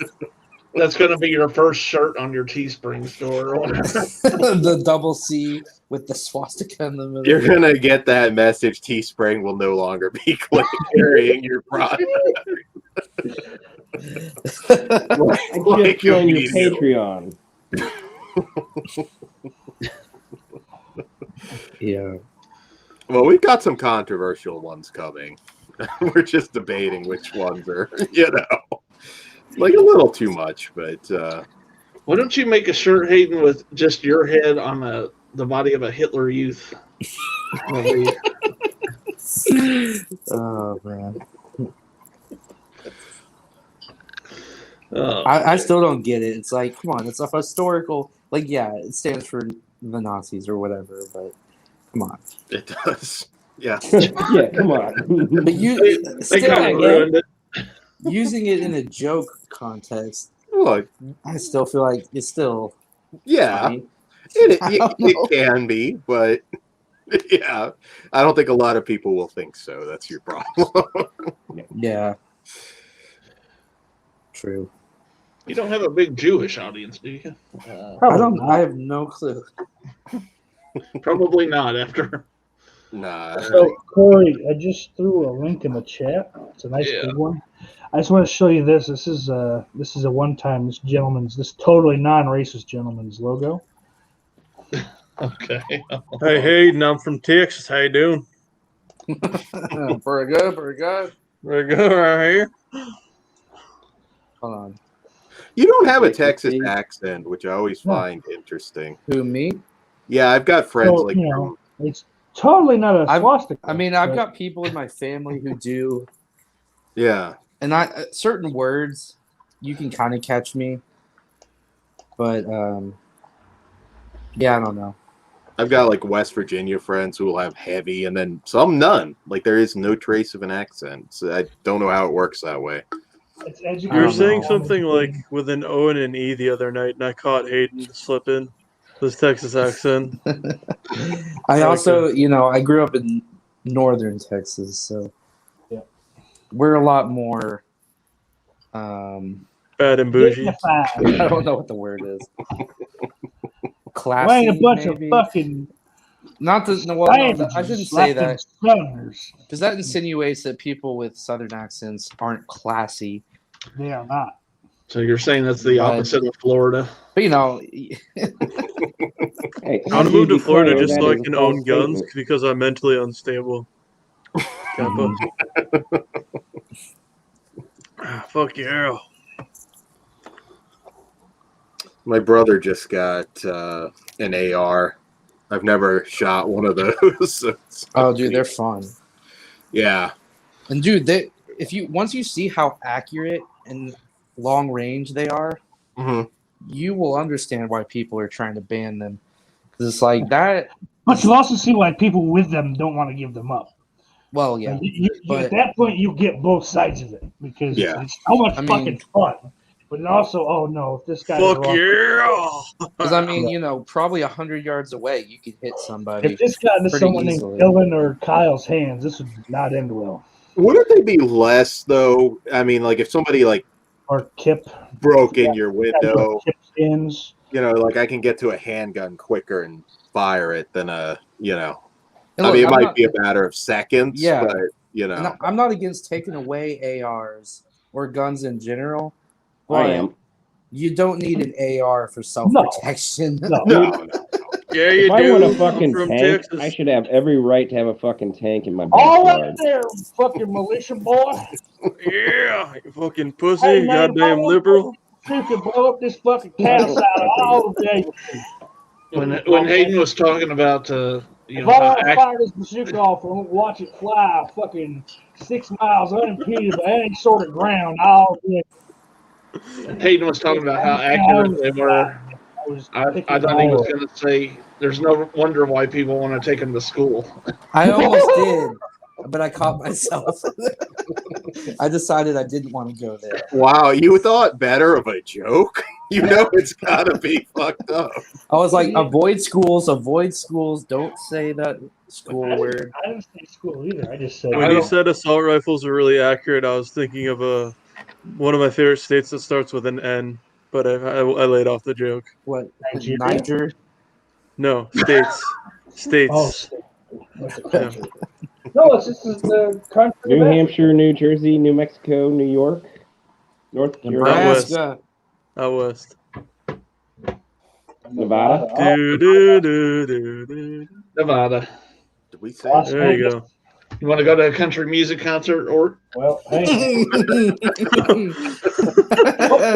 No, not really. No. Was it Jason Aldean playing, or I like rap. How about a room that overlooks one? I mean, look. I said it once. I'll say it again, man. If I'm in the Mandalay Bay just chilling on the 37th floor and I just happen to hear a music festival outside, I'd probably break a window. You're like, I fucking hate Toby Keith. Fuck you. It was Jason Aldean. All right, I hate him too. So If this ever ends up in court, I did not say anything. I look. I know I should stop. Probably stop saying that joke. You just think you're real funny, Cornelius, the reason why our rights are infringed upon, and we have cancel culture. Thank you. That's because we don't got enough guns. Hey, man, if we had more guns, we could take them cancel culture pussies. We could cancel them there with a Oreo 6 or whatever. Yeah, we're gonna that I don't know shit about. After that, we're all gonna be pimping Patreon. If you want a window into Orc, you can subscribe to our Patreon. I mean, it's not like I said Stephen Paddock is an American hero, but his brother. I just like Nevada, dude. I like the Las Vegas Raiders. I like the Las Vegas Black Knights. Golden Knights. No, look, man. Hey, I got nothing wrong with country. This is not my thing. I guess he was wrong with old country. Now it's like I guess he was technically he was technically the first Las Vegas Raider. Is that what you're saying? Damn. It was weird. I don't think a motive ever came out for that guy, really. I mean, he was. Hello, Jason Aldean concert. He was just getting old and he was mad about it, I guess. All I'm going to say is I like all-you-can-eat buffets at the Luxor. It's pretty good, too. No, there's Las Vegas. You eat really good. Those buffets are killer. I would attend a rap concert at an all-you-can-eat buffet. There you go. Oh, I've been to some that are just like. I've never been to a rap concert. I wanted to go. There's one of those theme park fucking. Is that why you killed a bunch of people? An outdoor show, but it was Ice Cube and Limp Bizkit in like 2010. Fuck yeah! Ice Cube, Limp Bizkit, go to hell. Fuck you, dude. Yeah. Chocolate Starfish. I saw the Anger Management Tour, I think it was. Limp Bizkit, Eminem, Papa Roach, Exhibit. Oh, well, Papa Roach sucks, but I'm still down. Cutting my life in 9 pieces. This is my last piece of suffocation. No sauce. Isn't Limp Bizkit the band from that Fanatic directors? He did it all for the cookie. Yeah. What's his Red name? Red Durst. Yeah. Come on. Is it really at We've a point all that felt like shit. I've been treated like shit. All you motherfuckers. I want to step up. that movie is? I enjoyed it. I'm not saying it's good, but I had a lot of fun with Fanatic. Who is I still need to watch it. John Travolta and Devin Sawa is the celebrity he's obsessed with. Hop on in, Jay. We're no holds barred tonight. Let's go, Jay. Yeah. Come on, Jay, you old bitch. The ref is knocked out. You know, I almost didn't want to hop on here because I'm like, you know, it seems like they're having peaceful conversation tonight. I don't know if I want to fuck it up. It went from fucking 0 to 100 when you popped in, dude. I know. And I even told myself, like, you know, maybe don't try to make all these, like, controversial jokes tonight. It just happens. Fuck. You got to do stand-up. Well, you know what the thing is? You know what it is that fucking I refuse to be upstaged. So you get in here, you start talking about dead babies. I got to talk about fucking, like, dead triple. I mean, we saw what happened during the George and then you got to you got to one-up me. It's not good, man. Yeah, we have to like fucking temper ourselves because if I could just figure out how to channel some of this into a stand-up comedy set, that'd be really cool. But I have no I'll clue. tell you guys, I wasn't on the air when you guys were talking about this before, last night or whatever night it was. I've done stand-up. It's tough. Like honestly, the worst part is right before you go on stage. Yeah. Fucking the nervousness, dude. I want to run out of the fucking building, but. Like I could perform on stage, but I get like fucking disgusting nervous right before. Like, I think that's any type of performance. Yeah. You think that Stephen Paddock bit would go over well? Yeah, it probably would. Now, if you get, I mean, people would laugh at it, but in Texas, probably. If I go to LA with that, LA is all about being nice to each other. Don't do LA. The people that don't laugh at that shit, fuck them though, because like. You gotta laugh about everything. Yeah. Well, hey, Corey. Corey, I just kind of realized, and I think. Sorry, Steak. No. Go ahead. I was just going to tell Corey, I think he actually, with you, Steak Sauce, Corny, and Orc, he might have the 3 most controversial characters in our community right now on the air with us. What does Orc do? Orc, who could hate Orc? Well, things were a little more. You know, they weren't as wild back in the day. You know, Orc goes way back to this community. So the controversy wasn't quite as bad. So as far as that goes, like I can't write a joke. Like I just like they were like half formed. It was the first time. Yes, that's what I'm talking about. Really like fucking Rapunzel long. Dude, yes. And also just like we gotta pull like a monkey's paw thing where it falls out. And it just gets all over everything. I need me one of those. I need that pale blonde golfer chick, and then I need pale and blonde. A hot ass Latina. Aiden, just don't do your first stand up in El Paso. Okay. Especially at a Walmart. Don't do it there. Stand up is like one thing I've never done. The words you're gonna drop because you don't think they're bad words. Yeah, don't do it in El Paso. I could never be a clean comic. I've thought about testing it, but I am not a clean comic. I go for like the shock. So here's the thing, young comics are like new comics. You don't have to be young. They always try to be shocking, because it's easy. Yeah, I just am. If I go there, like my jokes were about like fucking. I think I talked about the Attica prison in some sense. I had Bill Cosby jokes. Yeah. Like the Bill Cosby, it wasn't even a rape joke. It was a 3/5 compromise joke. So the basic premise of the bit, and I don't remember how I told it, but it was oh fuck, all these years Cosby was telling people to pull their pants up and they shouldn't cuss on stage. Meanwhile, he's fucking dropping pills and drinks and fucking girls while they're sleeping. And I say, fuck, this opinion never mattered to me. He's 3/5 of a person. Something like that. It was like his fucking opinion only matters 3/5 as much as mine.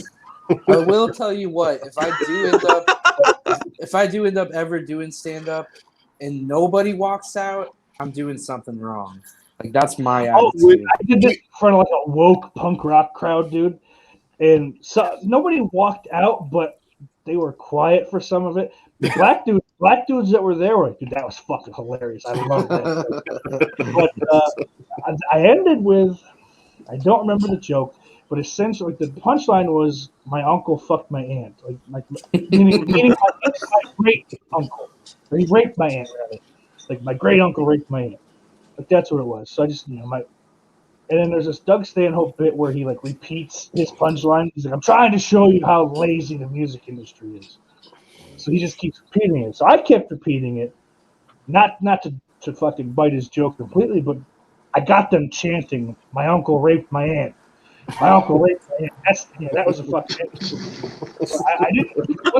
It was just, I was hosting like a kind of like a punk show, more or less. Like there's a couple other people that did stand up, but like my thing is I don't like to sit down and write shit, and you don't want someone just coming up on stage going off the top of their head. That's funny for a podcast, but yeah, it doesn't work. Yeah. You have to kind of get your narrative. Like, are you going to joke about your dating life? Are you going to joke about, your work, whatever? Or news. You see this? Did you hear this? Yeah, I mean, I can't just go out. It's like I got like a bunch of good dead hooker jokes. You have to fit it into an act. I'm gonna notepad in my trunk. Well, but I'll tell you what, these streams are a good place to test out material. Well, I was saying, or come up with material. For that matter. You can test my material, Hayden. Ooh. Turns out a lot of Tim Dillon's like comedy material now is just shit that he's been working on the podcast over the last year. Mm-hmm. So it's like, oh yeah, no, like this is familiar. I've never seen like he's got 15 minutes of stand up like available to see, and like he did an hour and 15 or so. So like all of it was new as far as it wasn't what you could look up, but like I know this, I know all this stuff. Well, it was like and it used to be whenever a comedian would get a sitcom, the first couple of seasons were all their stand up shit. Yeah. Yeah. Fuck, who was that? I mean, all Jerry's shit's fucking his stand-up. It's his or Larry David's. Yeah. Dude, Larry David, fucking the little bit of like video they have of him doing stand-up in the 80s is great. I wish the pilot for Curb Your Enthusiasm was supposed to be like a special. Yeah, he does that. He does that joke about Hitler and magicians too, and that looking great. A little one-liner. I'll tell you, something about good-looking people. We're not well liked. Now, stand-up that's an art form. To be good at it, it's an art form. And you really just how hard it actually is. Yeah, most of this shit is unwatchable.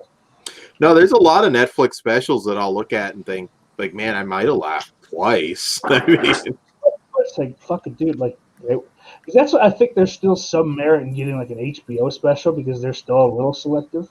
Yeah, like, that's why I was happy for Dan Soder last year, or the year before when he got his. But and Netflix is like, oh, you're not white, get in here. You've only been doing it 2 weeks. That's fine. Get an hour. It's a lot scarier than acting because just like, oh, here we go. If I fuck up, no net, and it. Yeah. I don't know this because luckily the crowd at most was mild. Towards me, like I never had them fucking start booing me. Yeah. But crowd turns on you, it's probably fucking near impossible to get him back. Unless you're Bill Burr. Yeah. That fucking set he did in Philly is. Or if you're quick enough to go hard on somebody that's heckling you.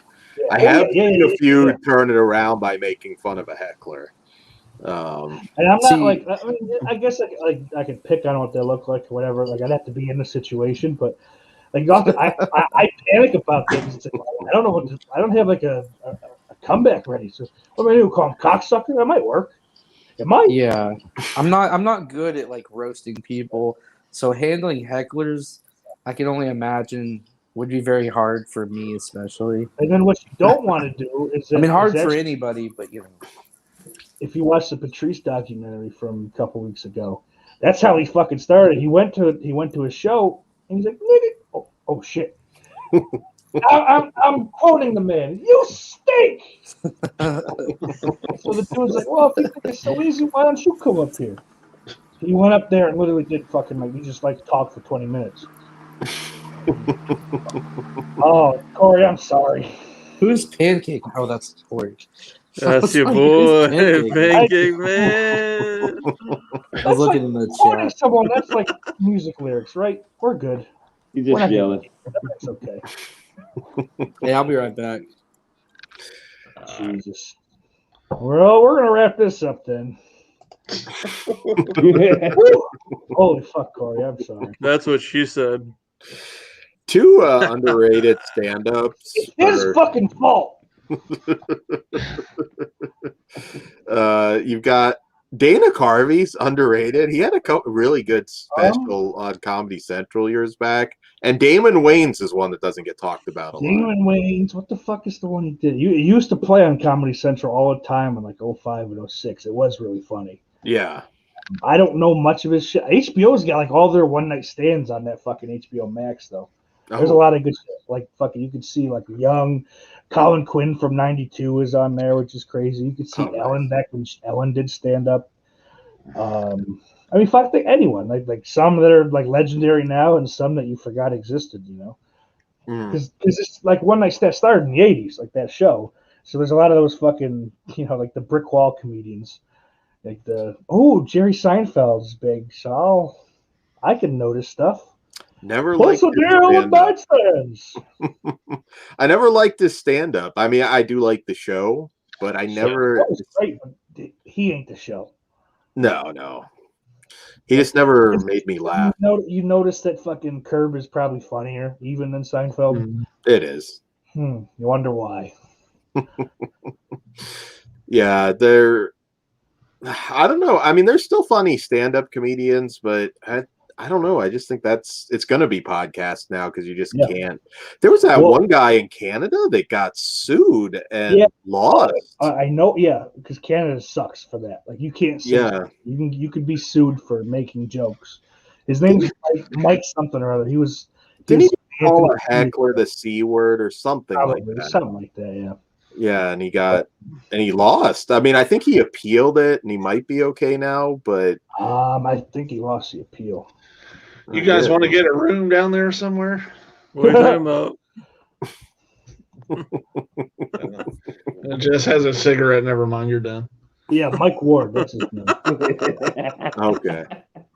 Yeah, I mean, I'd just be like, well, I'm not going to do a show in Canada then. I mean, it was a $42,000 penalty for joke about disabled boy. Oh, that's what it was. So it was a joke about drowning an ugly disabled boy. Might have been distasteful, but it must remain legal in a free society. Ward's lawyer argued in court. What's shit? But yeah, that was back in full service show here. Ooh. Yeah, not. Are you massaging his ass or his balls?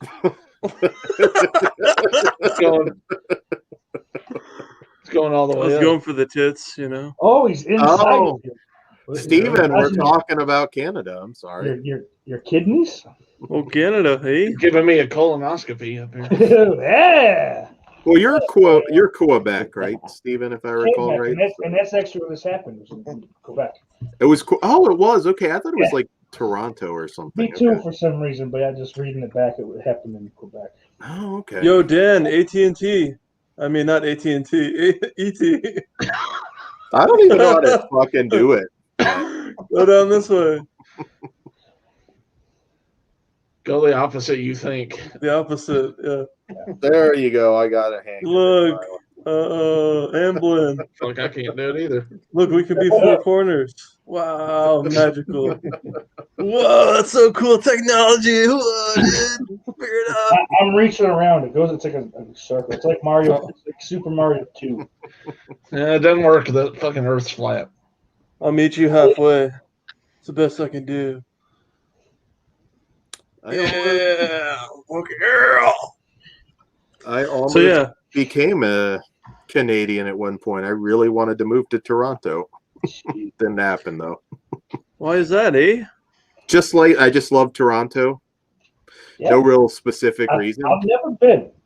I'm gonna name you Traveling Dan. I love the stories about Baltimore and Florida. Dan is traveling man. But like a lot of comedians, you're hearing them talk. Like Tim Dillon. I know I fucking brought him up 4 times tonight, but he's talking like I'm gonna do like a couple small tours a year, and I like to do my podcast. I like to be fucking home in my studio. Yeah. So you say what the fuck you want. The people that like it are gonna keep listening, and the people that don't are gonna fuck off. They'll try to get you canceled, but you ain't canceling my fucking podcast, sweetheart.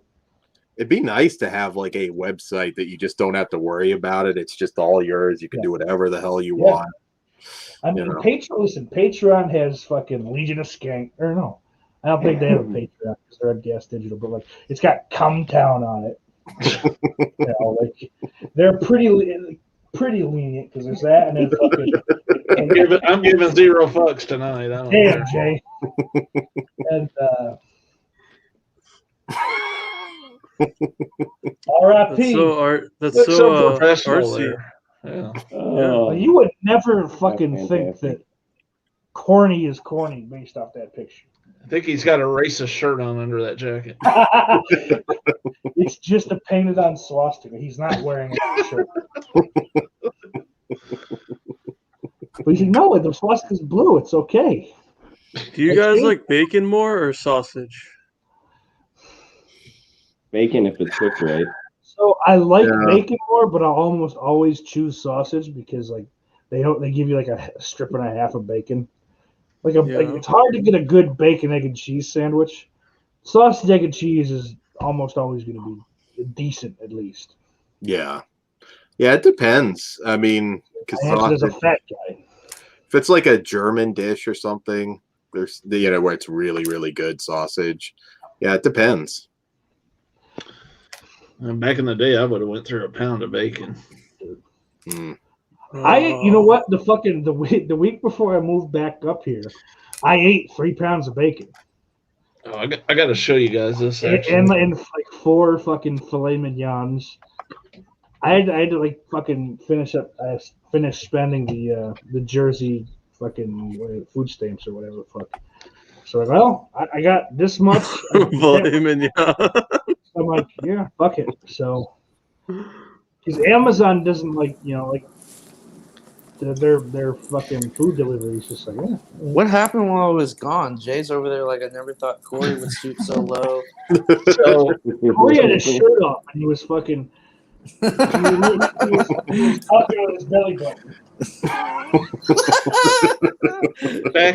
Back when I lived in or outside of St. Louis, I would go to this place that had these awesome shakes, and they had this BLT. I had it one time.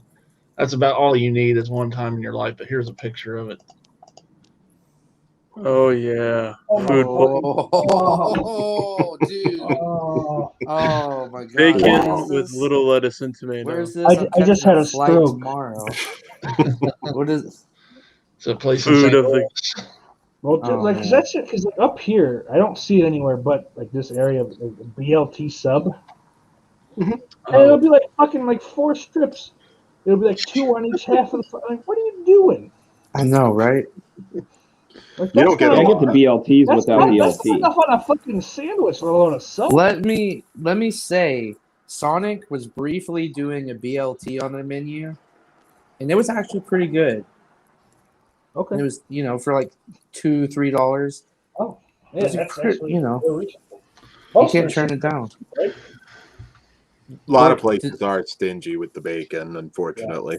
Yeah. Or were you aware of that? Bacon, yeah, they do. Yeah. Or is the food Good master? bacon isn't cheap though. Yeah. I was aware of that. Like, oh yeah. All right, I want this bacon thing. I'll pay the fucking price. Give me the bacon thing. Don't try to fuck me over. Yeah, just charge more. I mean, but I. Oh come on, get out of here. Oh, what this guy? Who's the cool guy? Who's that cool? That was guy? January of 2017, so it is kind of an old picture. You look so cool. Oh, some of it might be my beard. I think. Fucking so cool. You look like you're exploring like a new distant land in that photo. You've got yeah. Well, to be honest, I have put on a little bit of weight since then. So quarantine, buddy. Yeah. We all have. Hasn't been kind. I've gone up and down like 3 times in quarantine. That was hardcore. Yeah, my body took a shit during the fucking quarantine. Like, it's hard not to. I mean, well, it's not even like not even the weight. Like I get that makes sense, but like my hip hurts all the fucking time now, and I think that is because I didn't have a bed before like May, so I slept on this shitty air mattress that I was too big for.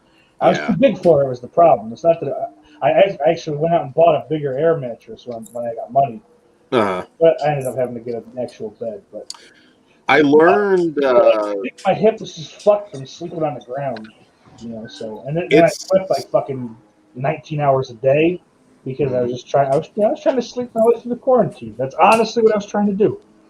Go and get like a back adjustment, and from an Asian girl. I don't know why. I'm just being honest. They do better. I'm not. I don't mean the extra. I'm just. What kind of Asian? Well, I'm gonna look for that too. I mean, well, when I went to physical therapy, they were like, "Oh, they're gonna do like this back adjustment thing," and I was like, "That's not gonna do shit." And this little like 90 pounds soaking wet like Asian girl, like wet?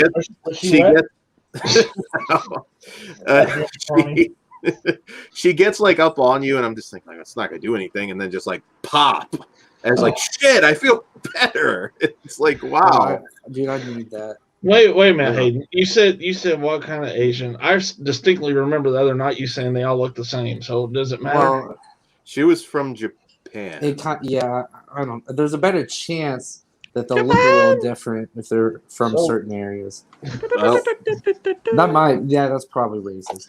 I don't know. I mean, I had like the 220-pound dude that like, couldn't do it right, but like every time I had her, like just pop, and like for a while I would feel not normal, but right after the car wreck. You know what was weird? Did they give you a happy ending?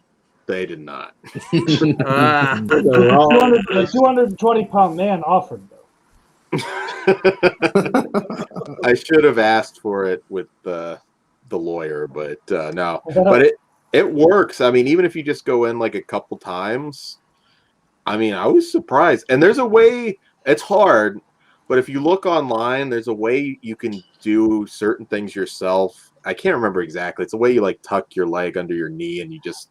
Oh yeah, actually, a lot of the simple DDP yoga steps will do that. Like watch his morning routine. It's really good. Did the DDP yoga thing one time, and there was something I did that you laid on your back, and I felt everything pop from the spine. And fucking like I said, it works, dude. Yeah, I'll show you guys something. So I don't know. I'm a fan of DP, but I don't know about DDP. DDP, I'll hook you up with. I still need, I think, your email, and I can. But I'll show you something you can get off Amazon that works really good.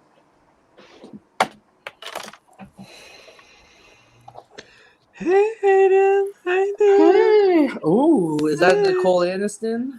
That is me. Hey. How you doing? You know what? You're pretty good, but I don't know if I like your nipples. Okay, well, I'm sure you'd love them in person. I bet I would, though. I bet you would, big boy. Yeah, okay. So you know whose nipples? I'm sorry. Whose nipples? What shit is that? This is like you lay your back straight across it, like just like from right there. You put your tailbone and you lay flat back. There's like 3 adjustable settings. This is like the top one, but it works. Now, like I said, I started using it after I'd been doing yoga, so I was a little bit used to, I mean, it might hurt a little bit at first, but it will, if you have bad back pain, and I got it on sale. I can probably go to my Amazon orders. I'll send you my email on Twitter. Okay. But yeah, you just lay straight across it. DM. Yeah, and I mean, sometimes like you want to start on the first setting. If you go straight to the top, it might, be unpleasant. But yeah, it doesn't look. I'd be willing to give that a shot. You know what? The owner, who's our boss at the warehouse I worked at, he would send us to I can't think of the term. They stick the fucking needles in you. Acupuncture. Yeah. I got the electric version of that. Apparently that fucking works. I never got sent because see you, Jess. The way I would have shit torn. It wouldn't be like, I don't know, my back's a little tight, But they just fucking get little pokes in the back or whatever, and they'd be like, holy, I can't believe this worked. Mm-hmm. I'm surprised though it does work because I had like really bad pain, and then the more I did it, it's like, oh, okay. I mean, stretching is important. Even when I used to work out, I didn't stretch a lot, especially when I was in the gym because I just feel like a dork, sitting there. Young dudes are not stretching. I would stretch before the gym at home. Yeah, you at least do that. But even then, I probably wasn't doing enough. Yeah, the whole DDP yoga thing. I mean, I'm not saying when you get to the higher levels, it's a little harder, but most of it's not designed to like kill you. It really isn't. And every step of the way, you can fucking if you can't balance or your knees are my knees shot now, so if I did it, I'd have to use a chair. Yeah. Parts of it, but it's designed so that you can fit it to yourself, so that you could fucking as long as you're not just lying to yourself. So no, I'm doing good. You should fucking. But dude, I've never sweat more than fucking doing that yoga. Yeah. But I need to get back to doing it. Yeah. It feels damn good. Like once you're done, then later that day it's like, oh man, I feel good. Fucking your body's loose, man. It's a great. And honestly, there's a release of fucking euphoria too. I think. Yeah.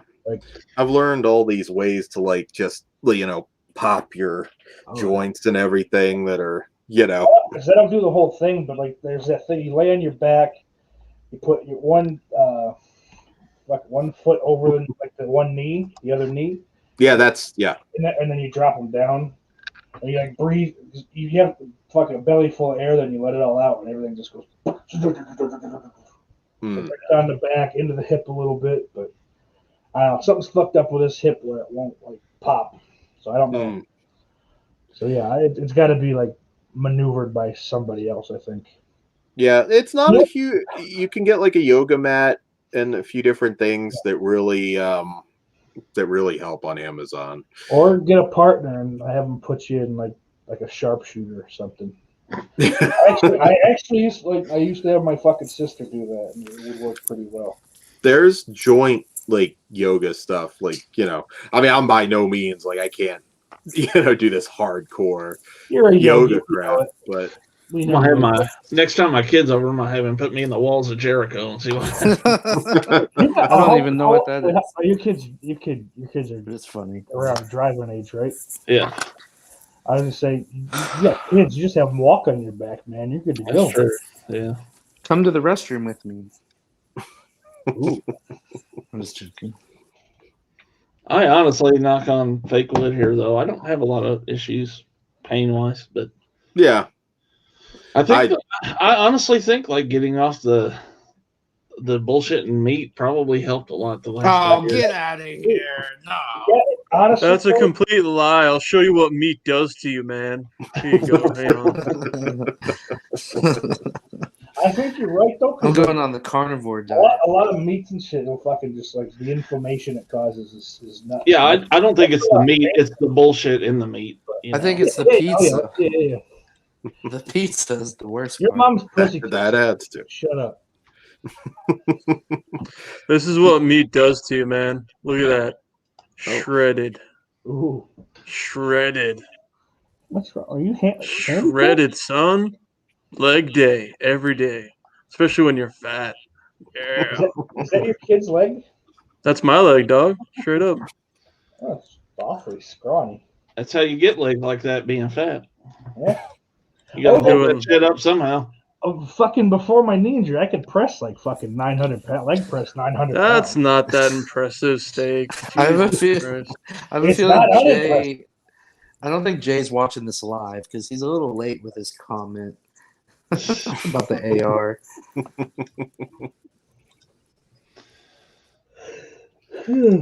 Yeah, gives you leg tumors.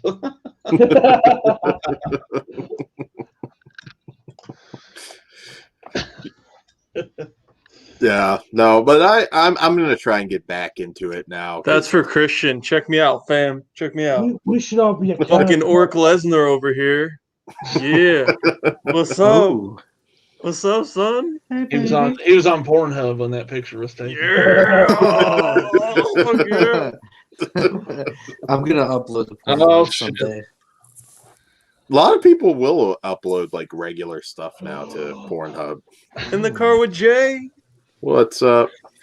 It's Jeff from Films at Home.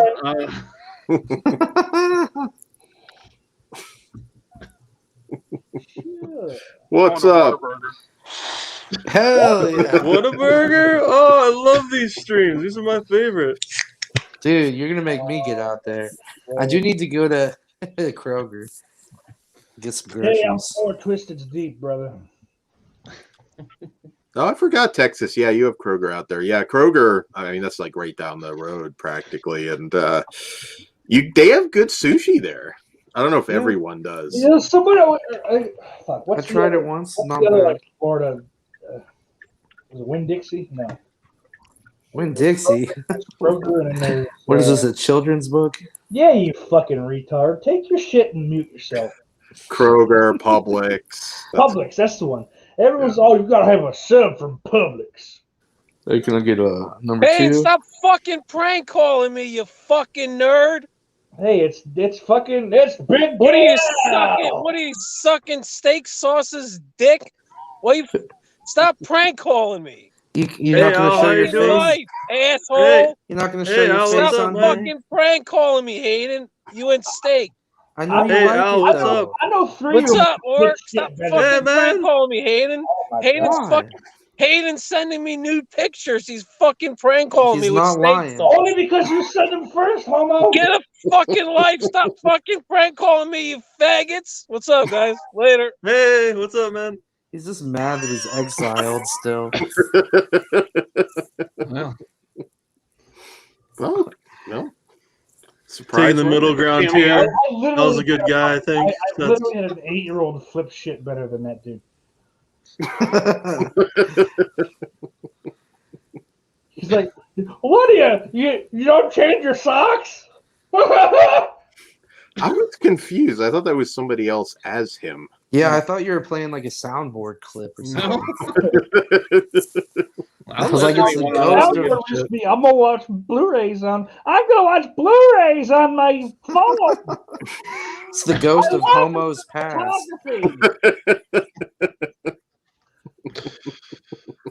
Listen, Citizen Kane's a great movie, but Suspiria 28.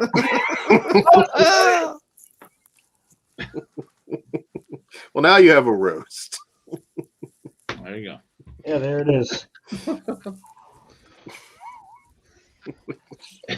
That was great.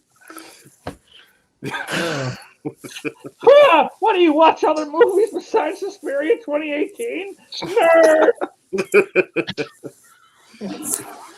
Oh yeah. And that flush was apropos. I say you call it a stream.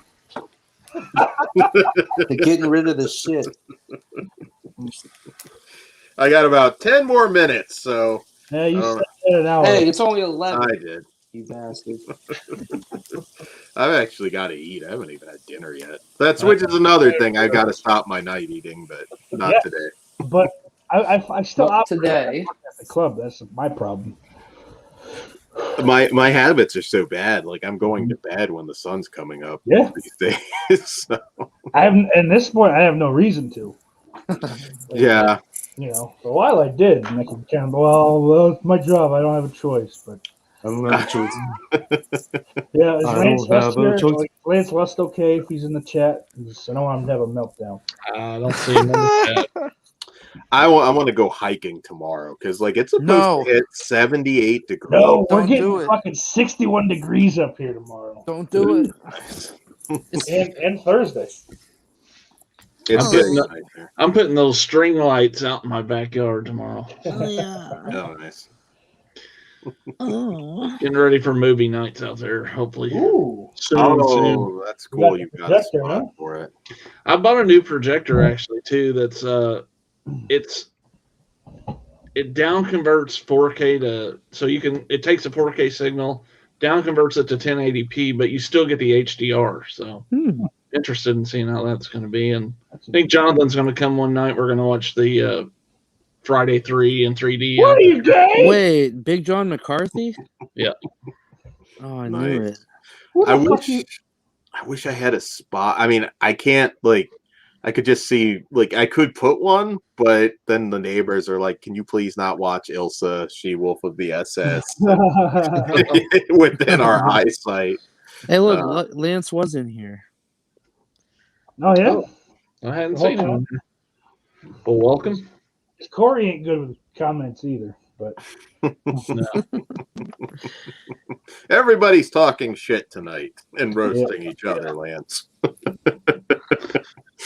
Oh yeah, Lance, because you got fucking pissed off. What was it, last night or the night before? Is Al came up and you're like, I didn't see the comments, but according to Corny, you were just fucking not having it. Like you thought we were fucking bringing him back into the fold.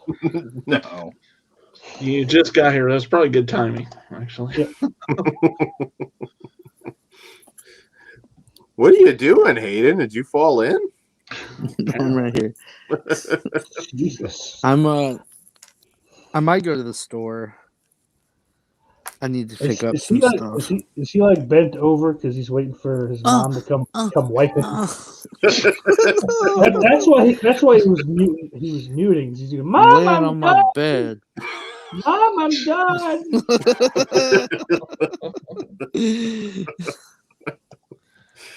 I think his dad should wipe him.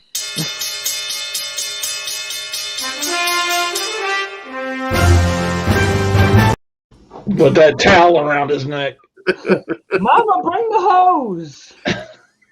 This one's bad. Well, I'm glad I didn't post my email in the private chat since you invited Al on. I didn't know it was him. I also have to laugh though. He thinks he's fucking so dumb. He thinks I was prank calling him. Corey, Dan, you could do it. Corey, give me a close up, man. Bam. Something making Corny humble. Yeah. Or someone's what? I don't get it. Huh? What am I missing? Someone's up your ass is what he said. Oh. It's an Iron Sheik reference. Yeah, Stephen LaPierre, that was pretty gay. Literally. Speaking of gay, Spartacus is pretty good. Hey, Super! Thanks for I don't know. That doesn't. Actually, there is some guy on guy shit in there. That's a good show, though. There's pretty much all kinds of fucking in that movie, in that show. You want to see some blue waffle? Come on over. Spartacus. No, there's no blue waffle. Super. Thanks for asking. We should watch Mr. Slave clips. What? I like Mrs. Chokes on Dick. Yeah. She's awesome. I forgot about her. And they never made a joke about her name. You don't need to.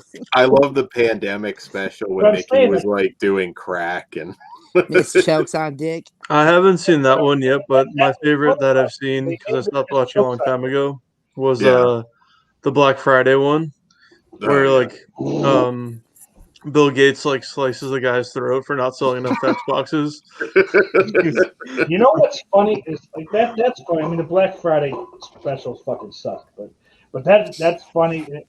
Everyone fucking portrays Bill Gates that way, you know, in cartoon form. Anyway, you know, he's this mild mannered fucking. I mean, granted, yeah, he's over in India killing kids, but in real life, but like, allegedly. I don't know that it's alleged, but. You don't want him coming after you with that Gates money. Oh, what's he gonna take from me? Like my fucking Blu-rays, Bill? Take your green screen from you. No. But like, there's that Simpsons episode where the fucking kids get stranded on that island somehow. But where fucking Homer starts an internet company, and he's like, well, we've decided we'd like to buy you out. And Homer gets all excited. And he goes, buy him out, boys! And his fucking henchmen just start breaking all this shit. And get rich by giving people money.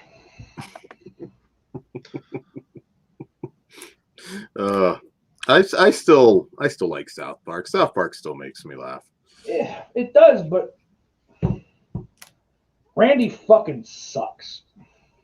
They could get off the focus on him so much, but like, not so much entirely. Kill him.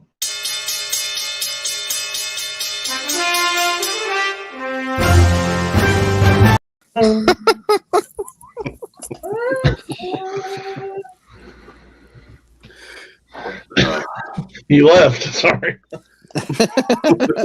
I thought I could minimize this and go on my phone and I'd still be able to hear you guys, but I guess not. When the pandemic hits, and this is what I ate, and this is why I got fat as fuck. Yeah. Just one? Towards the beginning, it's hard not to just like be like, well, fuck, I'm just gonna eat everything in the goddamn house. I was like, shit, how long can it last? I'm just gonna eat all this fucking chocolate and Airheads and all kinds of shit. Well, and then it's like a year into it, I'm like, oh fuck. From fucking like March to May, I lost a lot of weight. Mm-hmm. But then once fucking stimulus came, and then fucking the unemployment came, I'm like, oh man.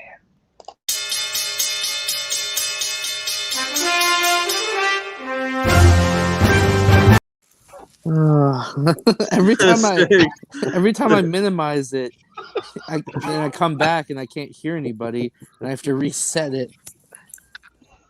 Jake, what do you weigh? What are you, 6'5"?